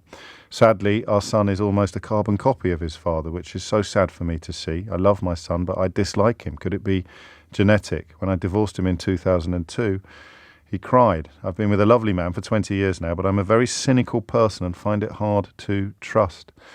I bet you do. And it may be linked to this, actually, from Sally. The hardest thing, James, is that the more honest you are, the longer it takes you to realise that the person you love lies to you all the time. Our daughter and I talk about this all the time now. Why does he lie when he doesn't even need to? I swear he wasn't always like that, but was I just too naive or too willing to believe him out of love? It took years for the scales to fall from my eyes. And this is from Dave in Lincoln. The pathology of a pathological liar means that they have no concept of truth or lie. They are not burdened by fact or fiction and cannot understand why the rest of us constrain ourselves to the truth and fact as best we can. They say whatever suits their agenda in that moment. Freud believed that the lies are a learned behaviour as a child to avoid the feeling of shame when their behaviour is exposed. Anyone just tuning in will probably realise that this conversation has been inspired by the former Prime Minister Boris Johnson, but is now about you and what it's like for you to deal with or to have in your life a pathological liar. It's 25 to 12. Sam's in Brighton. Sam, what made you pick up the phone? Hi, yeah. My child has special needs. He's autistic, learning difficulties, non-verbal, in one of the sort of high needs category. Okay. The person in my life that's been gaslighting myself and other parents constantly is the head teacher responsible for his education. Oh, gosh. And it's just the most horrendous place to be because we're just constantly checking with each other. What have you been told? This has been told. We've had children escape in the school, but then we've been told, one parent, who's the most recent one, been told no other children have escaped school, and I'm sitting there with my friend whose son escaped last October, right. And it's like, hang on, I can hear that in your voice. That's because where do you go then? Where do you go? Because you begin to question your own sanity. Yeah, because it's like, well, maybe they didn't. Maybe this. Yes. We used to be the professionals. They are in charge. They're highly educated. They should be knowing what's right and wrong. Well, why would they lie about these things? And it just seems to be, she's new to the school. We've had her for 4 or 5 years. Don't give me too much detail because I'm obviously A, for safeguarding reasons and B, for legal reasons. Yeah. and it's just been a charade of, myself. I've tried via the complaint system. So I have been lied to, or this was miscommunicated to me is the word that I use most often. Yes. To try, and you never once get any kind of actually you are correct, even when you've got it in black and white, when you've been told in an official meeting this is what we do, and I've got an email that says you haven't done this for the past 3 months.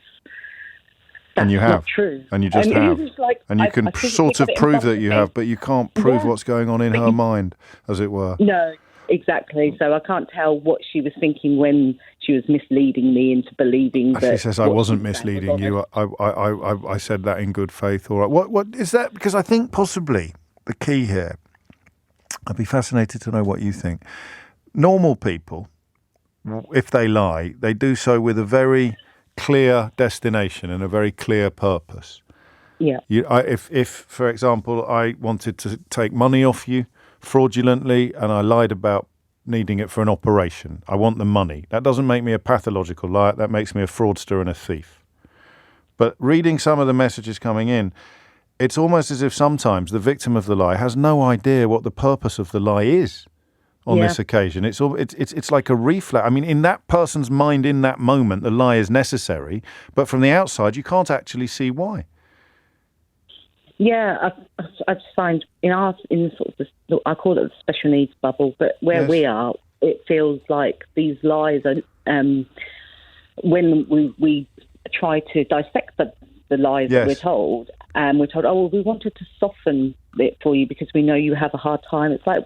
Right. Lies don't soften things. No, lies make it harder to access things, and puts in more barriers in a world where there are already enough barriers to do daily life as it is. It's just, I don't understand, where this comes from. Is it reputational protection? Is it how she sees herself in her own eyes? Yeah, I think it's all to do. We're regularly told by other parents that we are when they. As gossip goes, what's happened. Of course. But the parents that are raising our concerns are a small demographic of the parenting. Right. Unrepresentative minority, and you can't prove otherwise. We don't get told what size the big representative are that say the positive things about and also, I presume, Sam, that it is not easy to get places in schools like this. So you're very conscious. I've been fighting for 2 years to get him out of where he is. I was successful, but the fact that there were still lies being said in tribunal, and I was claiming, it's in front of the panel, and I was like, but this is not true. This is how, and it just gets dismissed and quietly pushed to the side. Let's move on. And it's like, but no, let's not move on. Let's actually get to the grit of what's happening here. And I said to the researcher when I rang through that, I honestly have said that the head teacher of my son's school is Boris Johnson, and it's followed through in a very similar pattern of, behaviours of just constant lies. And it's like, well, why? If you defend her once. If, like I'm thinking of colleagues or other safeguarding professionals, you defend her once, then you build up a wall of denial. You can't then go back. The problem, the person isn't defended by other professionals, right? But not when it matters, and that's the problem. So I will get different NHS social care. We were there. That shocked us too, right? And it's like, okay, well. Did you do anything about it? No. Like raise it with anybody? No, it's down to the parents. I didn't go on Newsnight to defend her, but neither did I actually help you in getting some form of accountability or some form of transparency. God, that's tough for you. You're out of it now, are you? Have I understood that correctly or not? Semi. I'm still going through complaints processes because I am a bit of a dog with a bone about this. Well, that's the point, Sam, isn't it? I think you clearly have to be. And if we were to steer it back to Boris Johnson, I'm not sure anybody was sufficiently dog with a bone. I always remember that interview of Eddie Mayers on the BBC back in the day. But I think it's fair to say that baton wasn't picked up by many of his colleagues, if any. Thank you, Sam. I'm sorry for what you're going through. My ex-wife, says Steve, was a raging narcissist and a pathological liar, James. You have to experience it to have some understanding of them. I get that. I think it is almost impossible. It's that I always think of the Billy Bunter pie. You're standing there looking at someone covered in pie, saying, "I never ate a pie." And what can you do? You can't prove. When Boris Johnson says you can't read my mind, that's like Billy Bunter saying you can't open up my stomach. You cannot prove I've eaten a pie. I smell of pie. I'm covered in pie. I look like a pie. But you can't prove I've eaten a pie because you can't cut me open and you can't read my mind. So that's why the caller earlier citing Boris Johnson defender saying, well, you can't read his mind. Well, you can't read his mind. So the first hour really was about how do these pathological liars take people with them. Not fully clear on that. But what's it like to live with one? Well, I mean, in a word, awful. Eddie's in Bristol. Eddie, what would you like to say? How I've looked forward to speaking to you about something. Gosh, I'm a huge fan of yours. Thank you, Eddie. I wish it was on a bit of a nicer, yes, or lighter subject. All right, cool. So I just want to say at the start, please don't think that I'm coming across as a victim because I'm not that way inclined. Good man. But my mother is and was, and that's been difficult. Yeah. I'm 35 now, and things started kicking off when I was 9, when my parents separated, and because my brothers were older, right, they had to do a whole custody thing for me, which was awful. Yes, I can imagine. Things like she would get me to lie to tell a welfare officer how I hated being with my dad, which wasn't the truth at all. Sure. But because I wanted to make her happy. So emotional manipulation. Oh, man. And then, lying a lot about finances, making out that she was very poor. Right. And how, my dad left her. But the truth is, he had enough because of various other blokes. So bogus victimhood on her part then? Oh, it still goes on now, man. I'm sorry. Well, no, it's cool. It's cool. That's it's not. It's not cool, Eddie, and you're not a victim. But you don't. It's not cool. It's bloody awful, mate. And no one should have gone through what you've been through. But the fact that you're still holding it together and cracking on is great. But you don't have to pretend it's not awful. It's not fair. It's not fair. I want you to steer this conversation in the right way. But the reason I wanted a call was it made me a pathological liar. Okay. Because it was all I was used to. Yes. My brothers were older, so as a result of the whole custody thing, there was a lot of time when it was just me and her, and just making out that she was always the victim and everyone else was wrong but her. And I believed it. And as the years have gone, I've seen her circle of friendship dwindle and dwindle and dwindle because people have had enough. But because... Well, and when you say you became a pathological liar, was it your learnt behaviour was that by telling a lie you could in the short term get what you wanted or you could get gratification? Yeah, completely. Right. Just people pleasing, all that stuff. And it affected when I first started my relationship with my wife. Yes. I was lying because...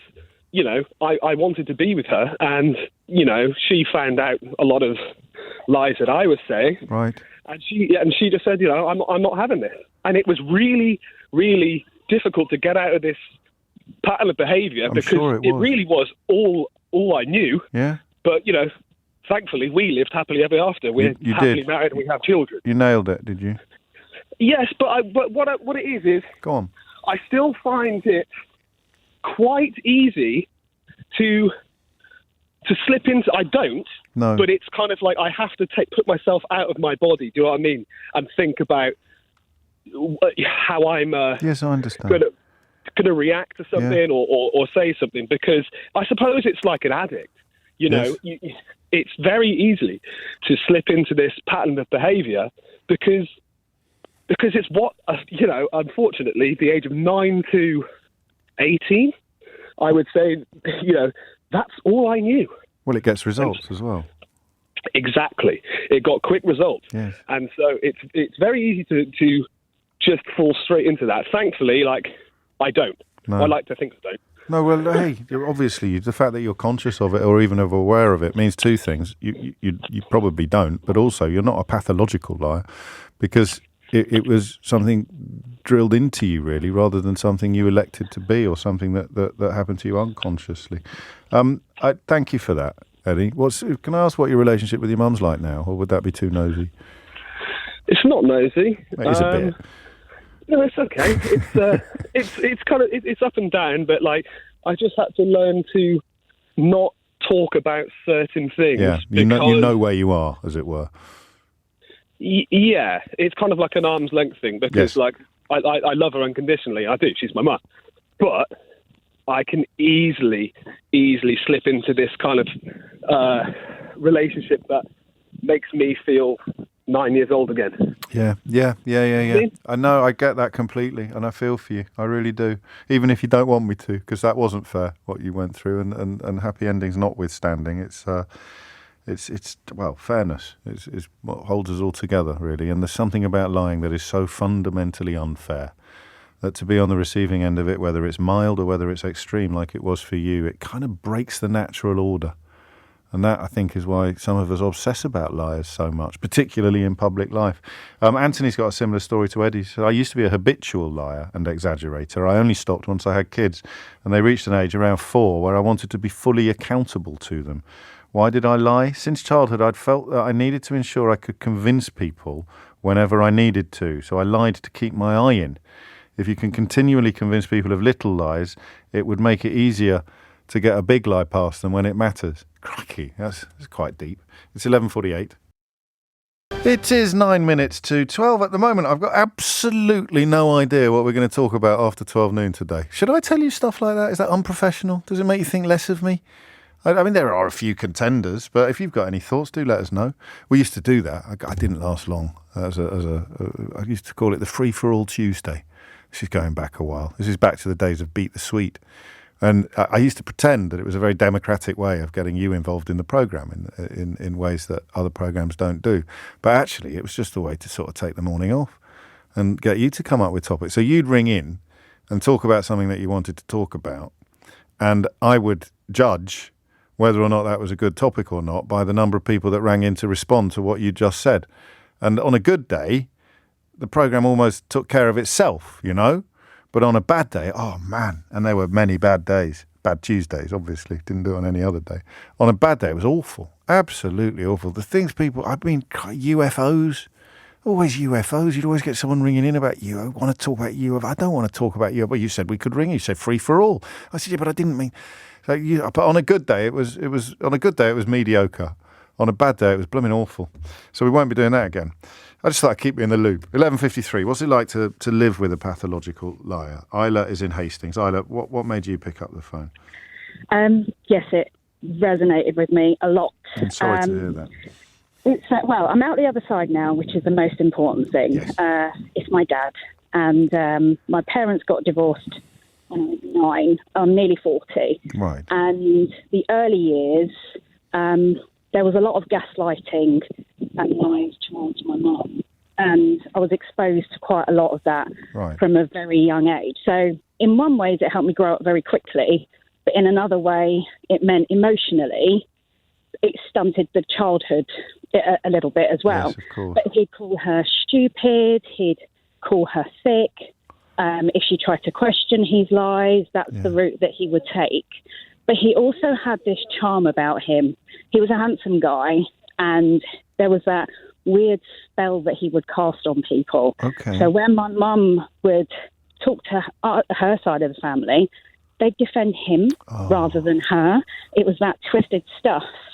And fast forward a few years, after they separated and divorced, after lots of lies, cheats, deceit, fraud, you name it, he did it. All littered with lies and cover-ups and would he know children. Would he know? Oh, crikey, you had half brothers and sisters that you didn't know. God, so he was the full package then.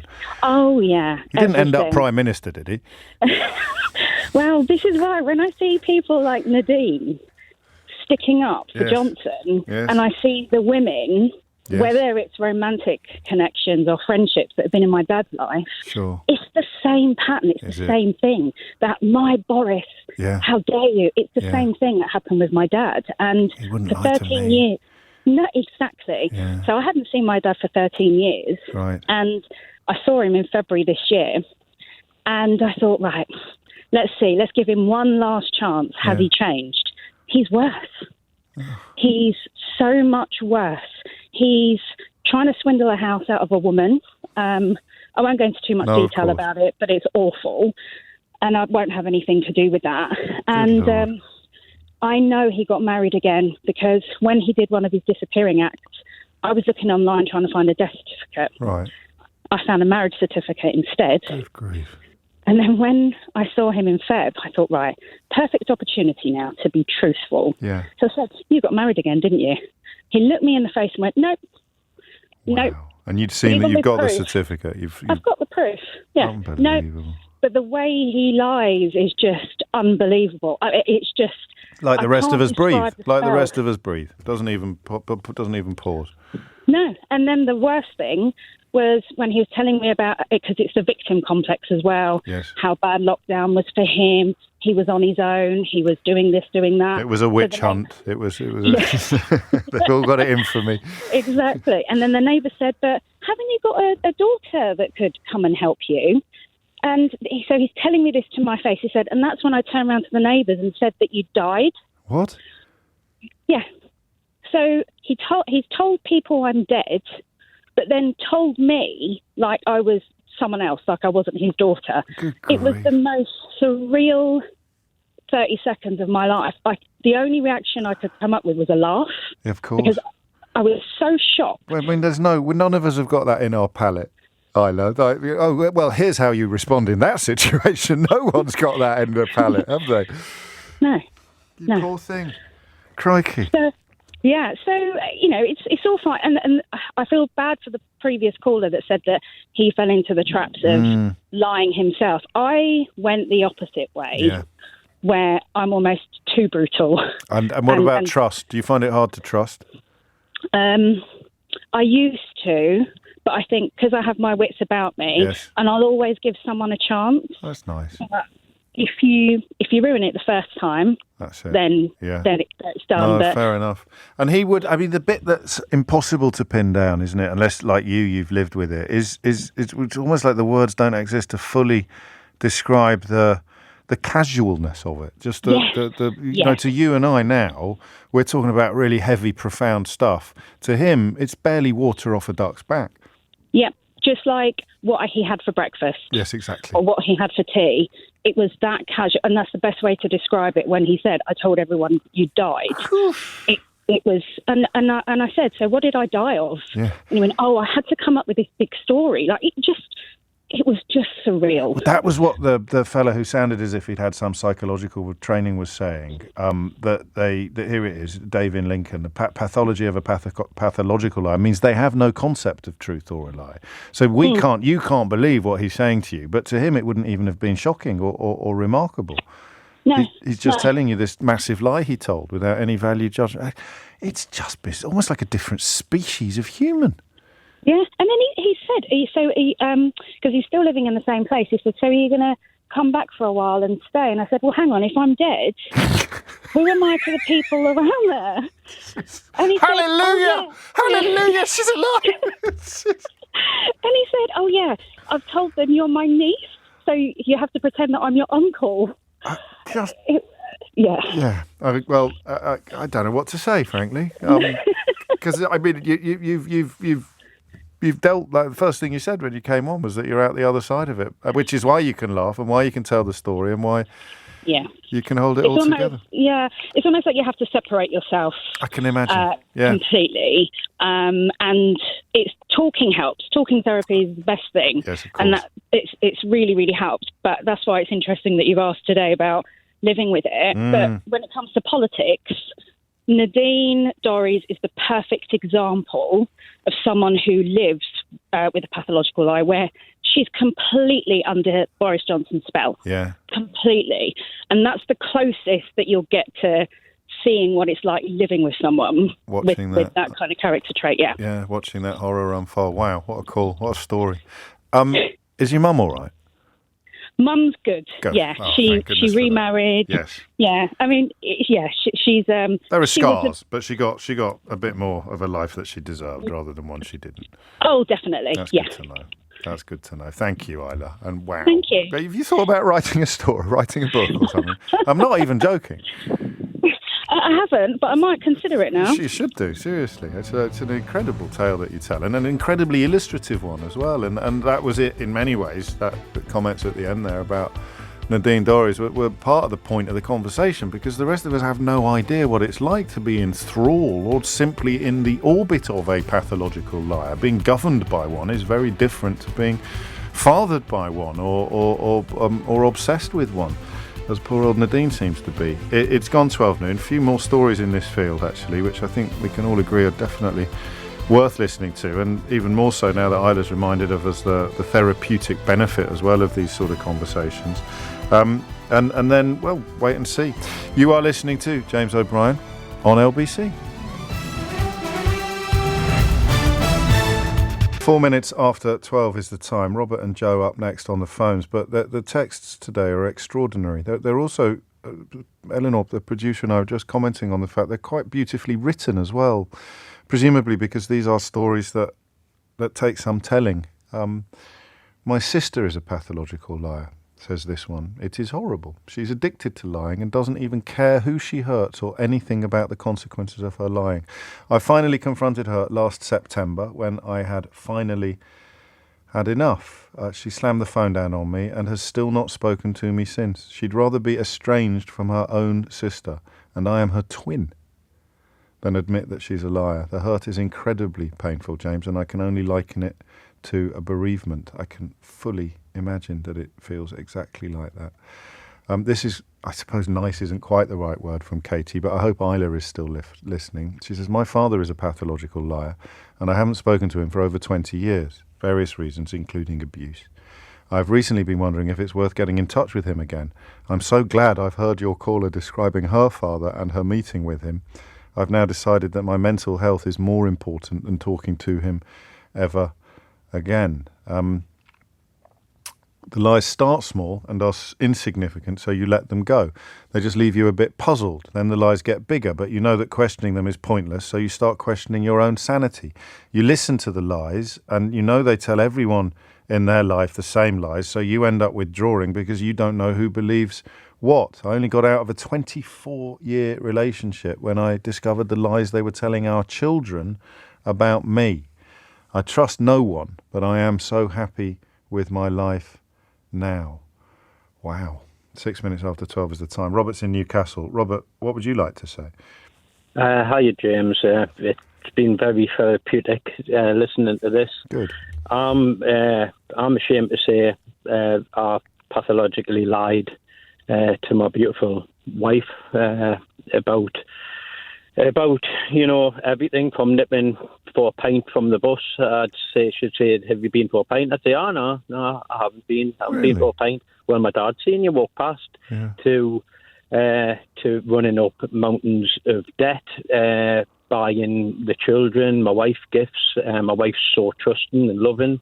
I'd say, I was just working overtime or sold this. And I thought, I don't want to, my wife's really sensitive. I don't want to worry her. She's a worrier. So I'll just keep it to myself. And the debt got up and got up and got up. And, I try to justify myself. I don't want to ask for help, because I've got too much pride. I want to be a good role model for my kids. But you were never a pathological liar then, because you're describing your conscience to me, Robert. Yeah. Well, yeah. You knew you were doing wrong. The people we've been talking about most of this hour don't recognise the difference between right and wrong. I know. I felt, I found it easier to rather than, I was a coward really, instead of being a man that my wife deserved and standing up and saying, I've been lying. it got to when we went for a mortgage about 7 years ago, and all the defaults came out, and amazingly, like my wife and her family and my family stood by us, and I promised then, I looked myself in the mirror that I'd buckle down and I'd be the man that her and because she's such a beautiful, beautiful woman, she didn't deserve it. No, she didn't. That I'd be the man that she could be proud of, and my daughters. I've got 3 daughters. Did you lie like that growing up?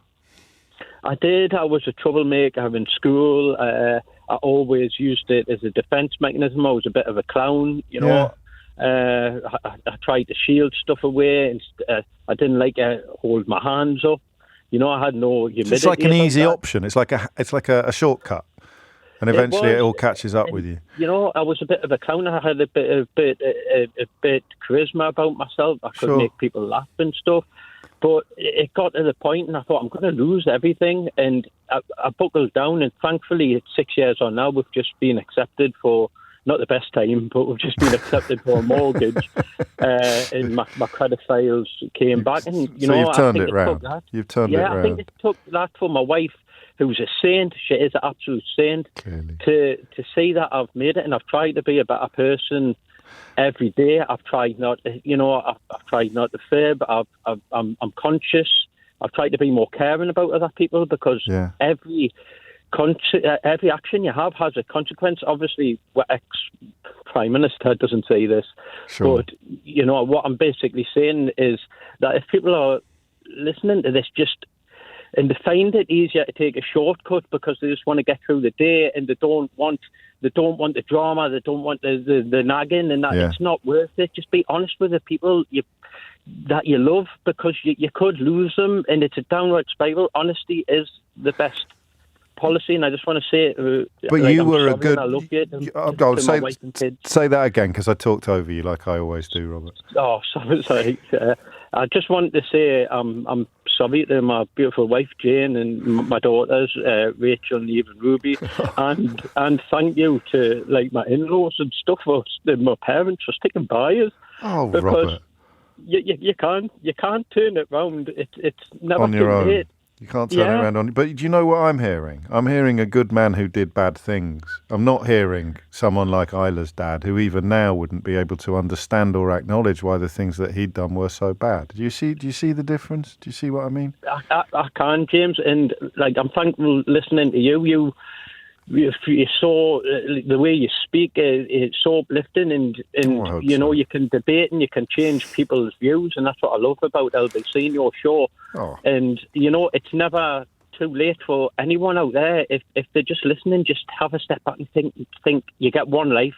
You never know what's around the corner. Is it worth it?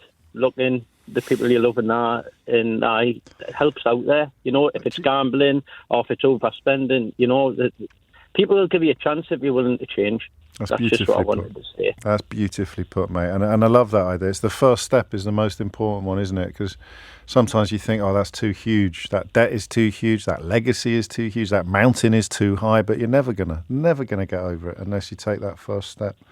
That's great, and thank you. I feel like the weight's been lifted up. So thank you. You've done that yourself. For your time and for your producer, who was lovely. Oh, well, she'll pass that on if she's on the phone to someone else at the moment. Thank you, Robert. And I mean, just as helpful as the actual calls about pathological lies, seeing where the differences lie, and that's the point. Because Robert knew he was doing bad stuff, and we're talking about people, mostly talking about people that don't seem to have any grasp of the fact that they are doing bad stuff. It's almost incomprehensible. 12 minutes after 12 is the time. Joe's in North Ayrshire. Joe, what made you pick up the phone? Oh, hi there.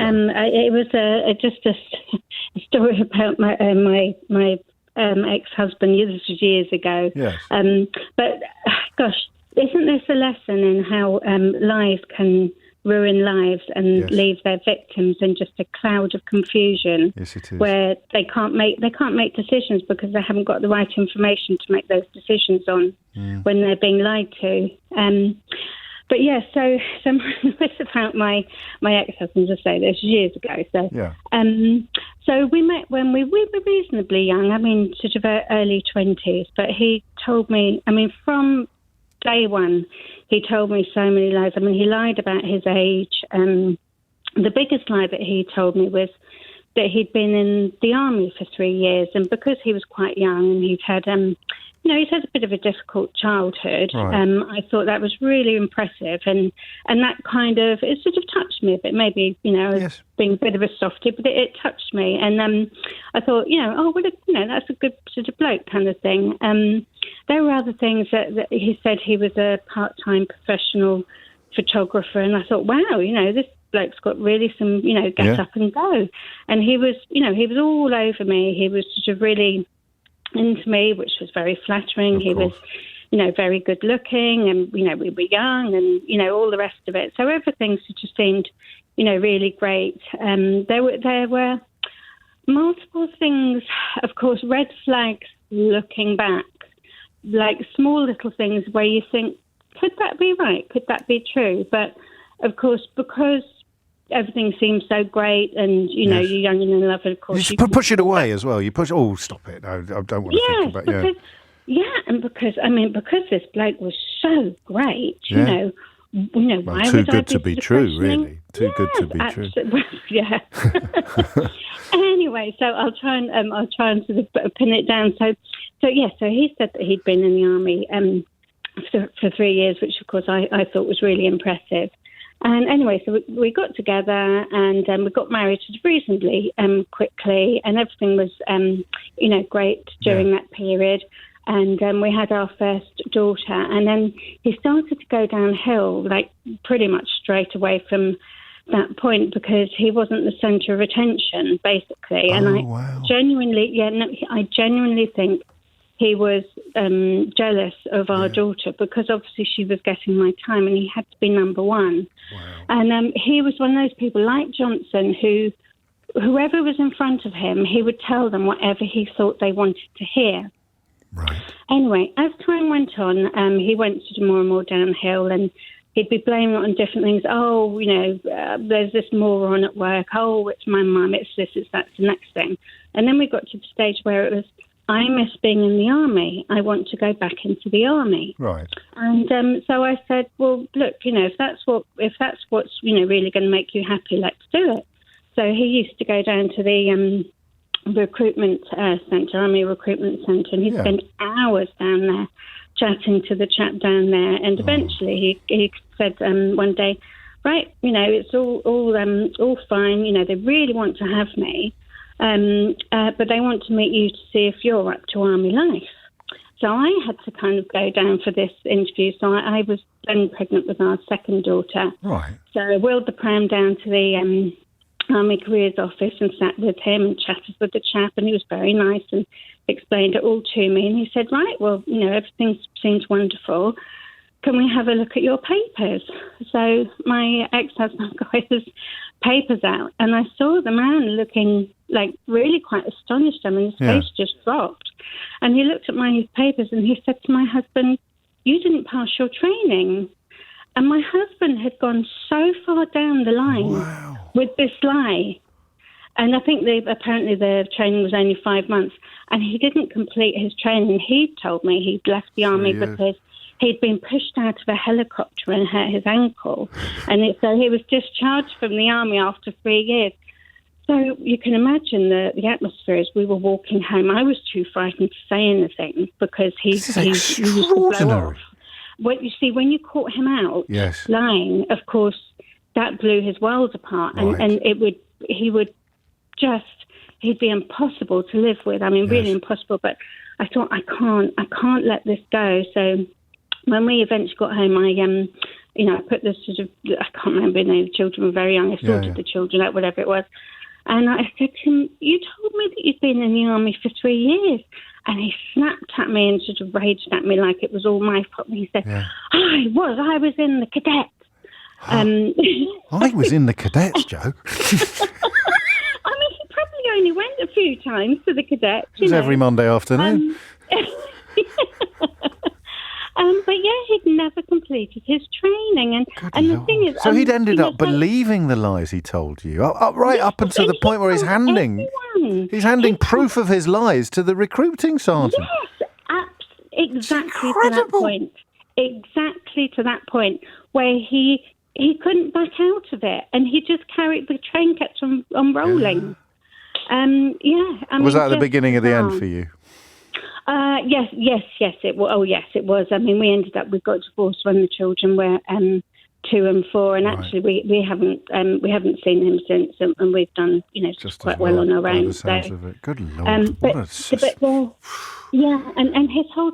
Someone else was saying earlier, one of your callers, about the addiction. Yes. And it's like some of us are addicted to food or smoking or whatever. Yes. Whatever gives you that little high. Well, for him and people like Johnson, it was that brief little moment of saying something to someone that made them think, wow, you're really impressive. Yeah. That was sort of his addiction, and it was how he felt better about himself. But of course, it's unsustainable. Well, yes. I mean, it is unsustainable, which is, I mean, why, in a sense, I don't like the phrase "lucky escape." It's a bit glib, isn't it? But you got away. I'm getting messages from people who really didn't, not for decades, 20, 30 years.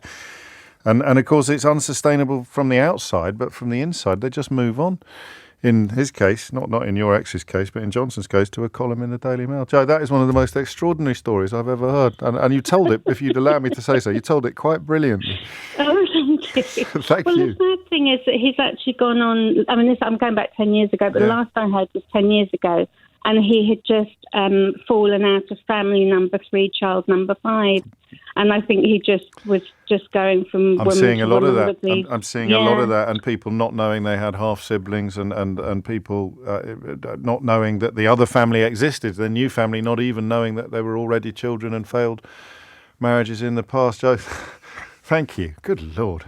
It is 20 minutes after 12.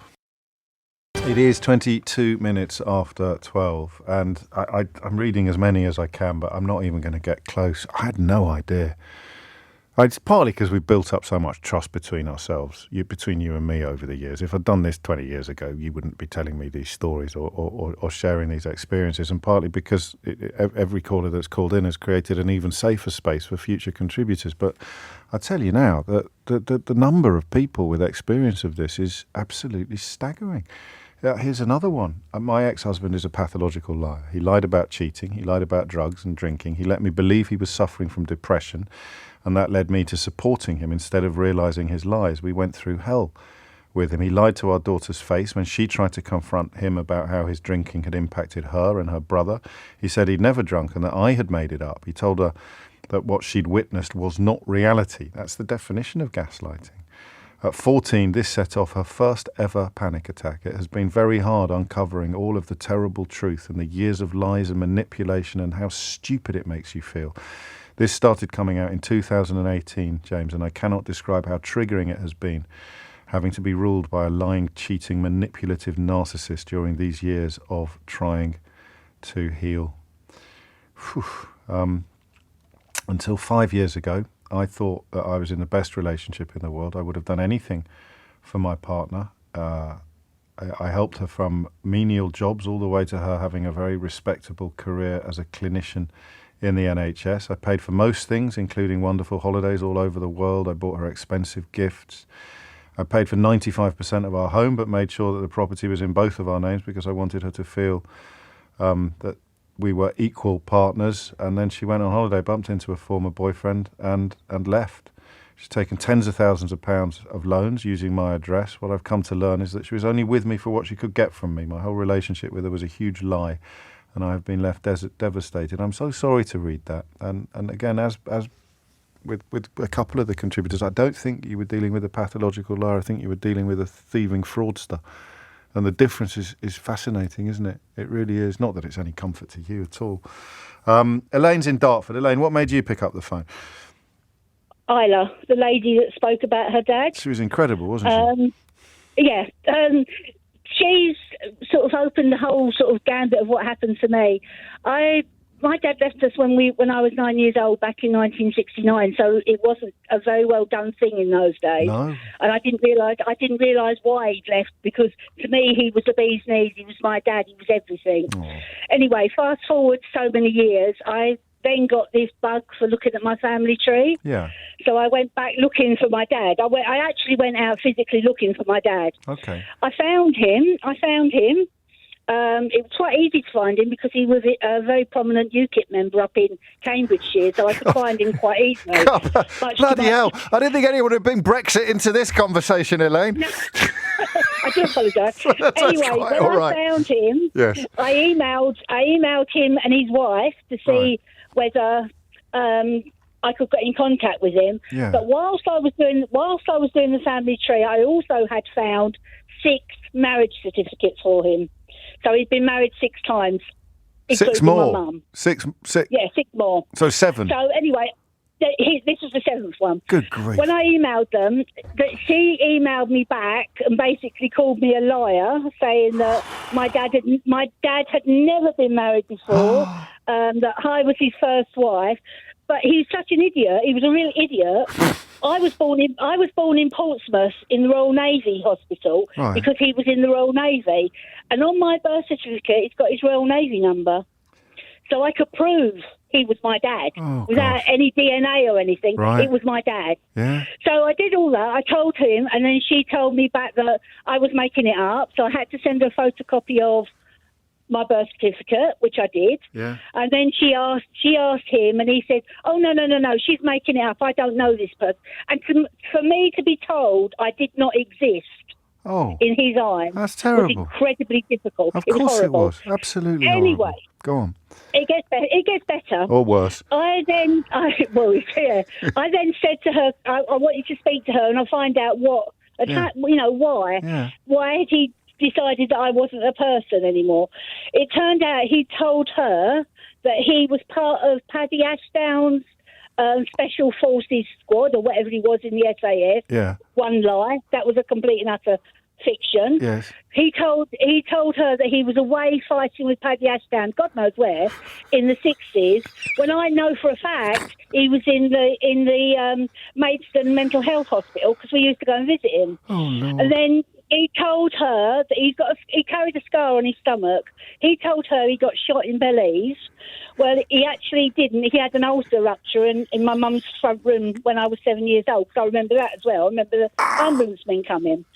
And then he also told her that he was part of the SAS that were in Northern Ireland, and that if he ever went back to Northern Ireland, he'd get shot. Oh. And the lies just went on. It was over. And she did not believe me. She would not believe me.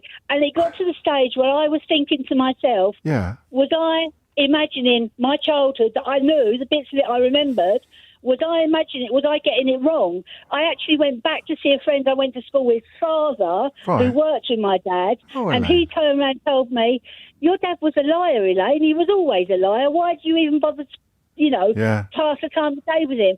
But it was the way he gaslighted all of you. Mum number 7. Seven? All of us, basically. That's just... Yeah, the 7th one. But I went up to Cambridge to see him. Right. And because he was doing his UKIP bit, trying to stand as a member of Parliament and all the rest of it, I pulled up outside the pub where we were meeting, and God knows how many journalists were there trying to take photographs of me.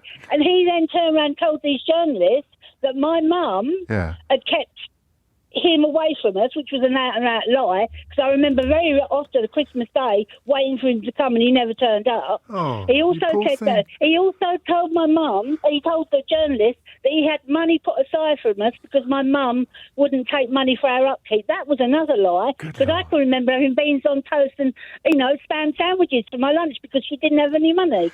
And it was a lie after lie after lie, but he believed them. Yeah. He actually believed what he was saying to these journalists. You can look it all up because it all comes up if you look it online. He was saying to these journalists that it was my mum's fault. My poor mum didn't do anything. But this woman, it just beggars belief. And when Isla was saying about her dad, I'm sitting there thinking, thank God there's more than just my dad. It wasn't just mine. Well, it makes you think that. It's not often I'm lost for words, Elaine. But my goodness me, you got a lot off your chest there. Did it help you? Finding it all out? Was it liberating for you, or? After I found out that At first it didn't, because I really, really questioned my own childhood, whether all that I'd been led to believe was actually true. It's terrible. But once I'd realised that he was telling a load of old waffle to everybody, my stepmother or whatever, everybody, it was quite funny. Actually, now I can laugh, because he's got two sisters who are really lovely, and they wanted to see him because he told a load of lies about them as well. And they were in Norfolk, and they found out it was Memorial Day, and he was standing at the British Legion Day in November. Yes. And they went up to see him, to confront him, and he ran through the church and out the back doors away because he didn't want to confront his own sisters. Wow. That's how bad he was. And, I mean, he's dead now, so I can look back and laugh at it. But it was really hurtful when I got told that I didn't exist. I wasn't a human being. Well, that was like Isla, wasn't it? That was Isla's dad had told everyone she was dead. I mean, it's just, for normal people, it's impossible to grasp that sort of mentality, isn't it? You just can't even... Oh, yeah, it is. You can't even imagine it. The other thing that I do find is really hard is when you see people having good relationships with their dads, and you think, I haven't got that. I've never had that. That really hurts sometimes. Oh, I'm sure it does. But now I've got to the stage where I'm a gran. I don't care. I'll look after my own lot. I bet you do. I bet you do a cracking job. It is his loss, Elaine. You're absolutely right. And I hope this doesn't sound weird, but you sound incredibly well adjusted considering what you've been through. I am now. Yeah. I am now. A lot of times it was, as I say, I questioned a lot of what my own upbringing was, my own life was. I bet you but, did. I mean, and the thing is, I can now walk away from him and think, you're a UKIP person. I don't like UKIP people. I'm glad I'm nothing to do with you. And the fact that my son-in-law is of Turkish heritage, that would have gone down like a lead balloon as well. So the whole thing, what to a me, story. Yeah, I'm sorry. It's come full circle. Don't say sorry. I'm sitting here. I'm nearly crying at one point. I'm laughing my socks off at another point. My eyebrows have gone through the studio roof at another. I mean, what a story! What an astonishing... This week, I mean, one day this week I was sitting drinking coffee, listening to you, and Neil Lancaster came on, and I nearly choked on my coffee because I love that bloke's book. And he came on, and I was like, this has been a good week. It's not been a bad one, Elaine, and you might just be the cherry on the icing on the cake, I think. You look after yourself. Have a lovely, lovely weekend. No, thank you. I hope Neil's listening as well. What a small world. 33 minutes after 12 is the time. Whew. Thomas Watts is here now with your headlines. 12:36 is the time. I thought it would be partners, but it's dads more. I remember we're looking at what it's like to live with a pathological liar. So it could be a boss as much as a spouse or even a child. We haven't had any parents. Be tough, wouldn't it, as a parent, to talk about your child in that, because it just flies in the face of the natural order. You're supposed to be protective. An awful lot of people being, I don't know that triggered's quite the right word, although some of you have used it to describe yourself. I don't think it's the correct description for people who are just being sort of shaken, if you like, by resemblances to other people's stories. Listening to your show, James, has triggered so many memories of being married to a pathological liar. One of his worst lies was that he'd served in the Second Gulf War and received a medal for bravery. Under enemy fire, he had rescued two of his comrades while firing at the enemy. He actually never left the ship where he worked in the kitchen. Many, many more lies like that have made me question everyone and everything. I mean, it is a lot more widespread than we realised. My dad's very like those we've heard from, James. The thing that gets me is that the anecdotes change as the years go by, depending on who he's talking to. I've heard every story 100 different ways, some almost recognisable, some I know are completely untrue. He's not an utterly terrible person, and it's more funny these days, but it's sad that he feels the need to please people or manipulate them. My advice to anyone like this is we can all see it. 12:38 is the time. Lucy's in Cambridge. Lucy, what made you pick up the phone? Hello, James. Hello, Lucy. I've been listening to the stories, and you're right. I mean, a lot of these stories are completely mind-blowing, but yes. I think that's what comes with the territory Clearly. of being related to someone who is a pathological liar. Mm. And one of the questions you asked earlier was, is there a difference between a pathological liar and a duplicitous fraudster? Yes. And my answer to that would be no. My brother is 18 months older than me. We were both adopted from different birth parents and raised by the same parents, obviously. Sure, yeah. So I think that this does speak a lot to nature and nurture, but that's a whole different, conversation. Sure. Listening to some of your previous callers, there's a lot of commonality between their stories and the stories of the people that they're talking about and my brother's story. And just to give you some examples, leaving his children just after they were born and moving on to another partner. He did that with his second wife. By the way, he's been married 4 times. Right. Not as many as Diane's dad, then. No, but he's still got time. He's playing catch up. Oh Lord, go on. He left his first children when the youngest one was just 8 months old. And left for a woman at work who he shacked up with and then got pregnant and left her after she given birth. And he's had nothing to do with his children, really, although he claims to anyone that will listen that he has been prevented from having a relationship. These are recurring themes, aren't they? The repetition of family, the running away, and then the bogus victimhood. Absolutely, and playing the victim. I mean, that's what he does to try and kind of, talk his way out of his behaviour. But I think that the reason why I'm talking to you today is because of one particular thing that he did, which was back in 2018. I should preface this by saying that he works for a global company, and he has a very senior position with that tech company, and he has worked with global tech companies for decades now. And during that period of time, he is currently on a salary of £200,000, and has had a similar salary for many years. So he's not hard up. Sure.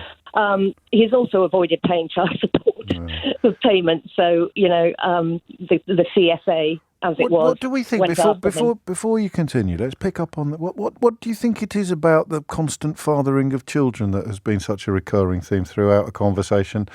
Ironically enough, inspired by Boris Johnson. Yeah, I think that I think part of it is because you've heard in some of these stories about the desire to impress people, and in particular, I would say the people that my brother's had relationships with. Yeah. He plays. It's almost sickening watching him behaving with these women because he is so kind of devoted in inverted commas, and and these women that he marries want children, so he gives them children. Right. He doesn't see that, and I do think that his adoption has something to do with this. I think because he won't talk about being adopted, but actually what he's doing is, I guess, what he perceives happened to him. He was deserted as a child himself. Yes. Abandonment issues, my therapist would have called it. And I also think, this whole idea of, when he's no longer the centre of attention, when the mother does have to give attention to the young child, he needs to move on because, he is no doubt a narcissist as well as a pathological liar. I think it's hard to separate the two, isn't it? And that's another thing we've heard a lot of, the jealousy of the baby because you're no longer getting all of the attention of your mark, of your victim. So absolutely. Back to 2008. So 2018, my dad, who was, by the way, a very highly respected barrister, and a very moral and decent person, who everyone who met him loved him, and he died in 2003. So my mum was 10 years younger than my dad. Had always relied very heavily on my dad, particularly in financial issues. And when my dad died, a few years after, my mum had a psychotic episode, was put into hospital, and my brother and I were both joint powers of attorney, and we kicked in. So my brother was power of attorney in 2018 when we convinced her finally to sell the family home. And my brother said that he would manage the whole process. Long story short, that the house sold very quickly for more than the asking price. My brother arranged to buy her a flat in a supported, living place, where she could be taken care of. And when the conveyancing solicitor got in touch with my brother and asked him for my mum's bank details, he provided them with his own bank details. Now, this didn't raise any red flags for my mum, because my brother had been grooming my mum for so long that she trusted him implicitly. Yes. So when I started asking questions, he basically, told her mum that I was lying. Yeah. And then he had me removed as a power of attorney. Wow. Fast forward 3 years, we actually managed to get him into High Court, because by then it was clear that he kept promising to produce documents to prove that he'd invested the money. And he'd taken all the money. He admitted in High Court not only that he'd stolen £550,000, but that he'd spent it all over the period of less than a year. What on? I know that's not the most... He had nothing to show for it. Just living the life, being. Oh, I'm so sorry. Yeah, the poor thing. So he'd taken his various girlfriends at the time on really expensive, exotic holidays. Flying business class. Trying to be someone else is a recurring theme. Exactly. Trying to be someone else, even though he'd done well according to many measures. Yeah, and the other thing was, when he finally admitted in court, he reached an agreement with my mum's lawyers to say, I've in fact, what he admitted to stealing was less than what he actually stole, but we don't need to go into that. No. But then he made an agreement with them to start repaying the debt at various points in the future, and he reneged on the first date. So, wow. 3 years on, we still haven't. I think we've had £40,000 back. And he's still lying, essentially, or still evading the truth. Yeah. And since then, he's got married again.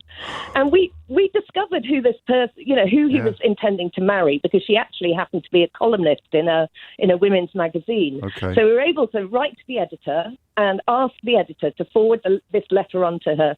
And it included all the court papers. And it was actually from my cousins, because we knew that if it was from me, he'd just say, my sisters are lying, toe rag, don't believe her. Yeah. So my cousin wrote this letter and told her everything that my brother had done. And we thought, well, at the very least, number one, she has all the information she needs in order to, make a decision. She's going to at least check for herself. And she can check, because these are formal court documents. Yeah. And she went ahead and married him anyway. I mean, we haven't looked at it from that end of the telescope, have we? Well, we have a bit, but that need to believe the lies that you're being told is part of it. He is. I mean, how he even manages to get these jobs, I have no idea.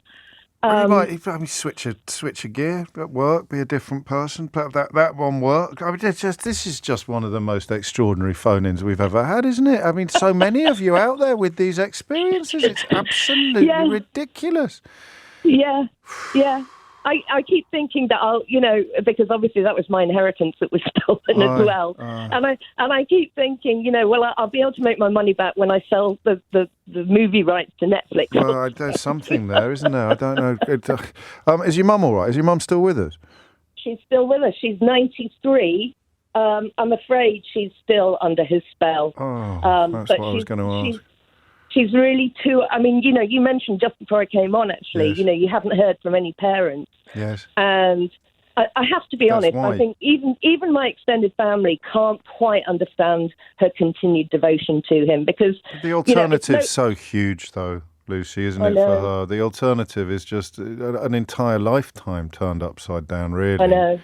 I mean, if my dad was still alive, he'd have been spinning, he'd have been, well, it wouldn't have happened. No, and probably your brother knew that, which is why he waited to pounce, as it were. Oh, I'm so sorry. Yeah. I hope there's some sort of recompense. Well, we're taking him back to court. Oh, good. Although I should probably, in case this gets back to him, I probably shouldn't have mentioned it. Don't worry. There's nobody listening. You look after yourself. Look after your mum. Thank you. Thank you for sharing that absolutely remarkable story. Just the sheer impenetrability of these people.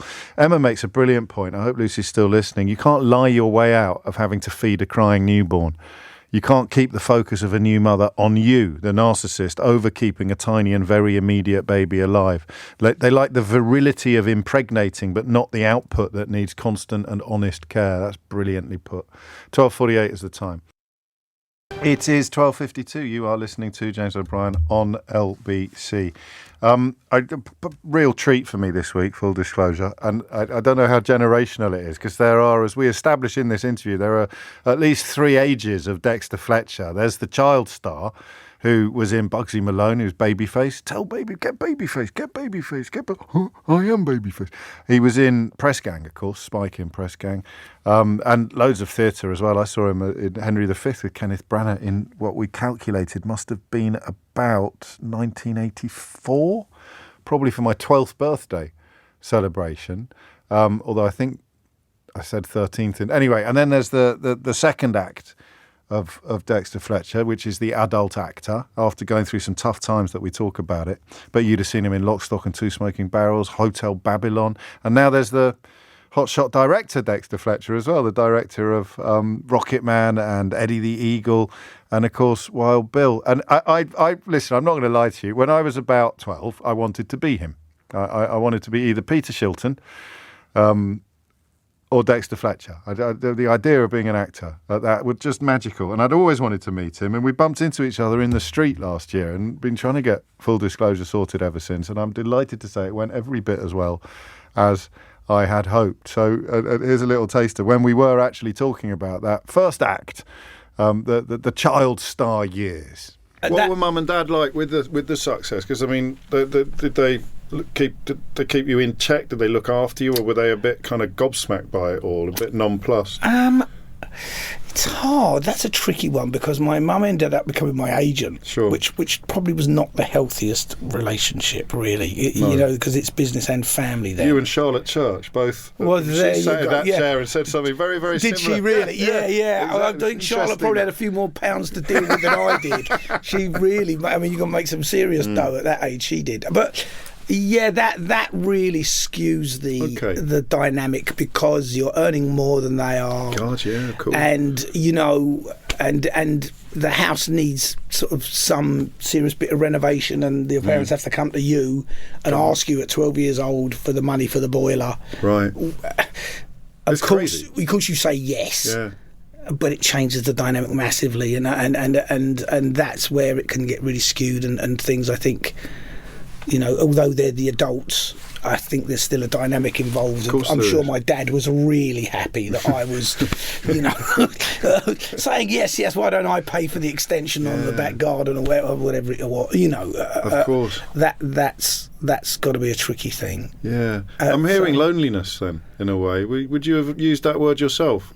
Yeah, not at the time. No. It took me a very long time to realise that's really where it... Because you were in the middle of exciting things, lonely doesn't really fit that expert, and yet that's what was going on inside, in a way. Yeah, but even admitting that and connecting to that and understanding what that was, and, you know, you're surrounded by people telling you you've got it good, you're very lucky, you know, you just, you know, you always get the job, you know, and because I had 2 elder brothers as well, and they were actors, and I was just the standout kid. I just was the one who everyone went, him, he's got it. And you don't know why when you're a kid. You don't go, oh yeah, I've really honed my craft, and I've really managed to, you know. You just go, okay, because everyone says you're good, and you go, well, what am I good at? Yeah. You don't have the faculty or because it's just happening. It's not. So they're not even ambition then, in the conventional sense of the word. Just things coming along. Yeah, that's very much how it feels, because that's where the imposter syndrome and all of that comes. It's not like being Charlotte, where Charlotte would have gone and learnt and developed that voice and built it, and then built on that initial talent. And there's got to be a lot of work and dedication within that. With acting as a child, stand up and be happy. You're a fairy in the forest. You know, these are things that are imaginative leaps, and I find it working with child actors now is that you can place the thought and emotion in their heads really easily, because they take it, but you can't explain to them. Now, remember that time when you were really sad when your dog died? Yeah. Because they don't have that emotional connectivity that you do as an adult, that you can. So the thing does come a lot more naturally and easily. It's only when you start to get older that you got to think about it, because it's all based on your instinct and people just giving you the right cues. That's interesting. And so then you have to learn the craft. Sure. But by that time, you're the lead part in a TV show that everybody loves, or you've just done a film with Al Pacino. Just done a film with Al Pacino. What I did there is create a bit of tension. I think we had to dump a swear word in the middle of that, did we? Just in case it sounded a little bit poorly edited. It wasn't poorly edited, it was poorly bleeped. It's coming up to, that's it from me. Apologies to everybody waiting to talk about this. We're going to have to find a way back into this story. A lot of you mentioning Band of Brothers. He does mention that. But remember, the Full Disclosure series is about life and times. And what was weird with Dexter was that you can't separate one from the other, because he's been famous all his life. He's been in the public eye all his life. So there was none of that, the interview ends at the point when you became known, which is what we've done with a lot of guests, almost all of the guests. You find out the stuff about their life before they became known. But with him, he was always known. Anyway, it's brilliant. Check it out at Global Player. That is it from me for another week. We're going to have to find a way back into that conversation about living with pathological liars, because all the years I've been doing this, how many times do I say to you, I still come out of the studio some days absolutely gobsmacked. I mean, genuinely gobsmacked. Some of those stories, what amazing people to tell them, and what terrible times you've been through, but almost all, I think.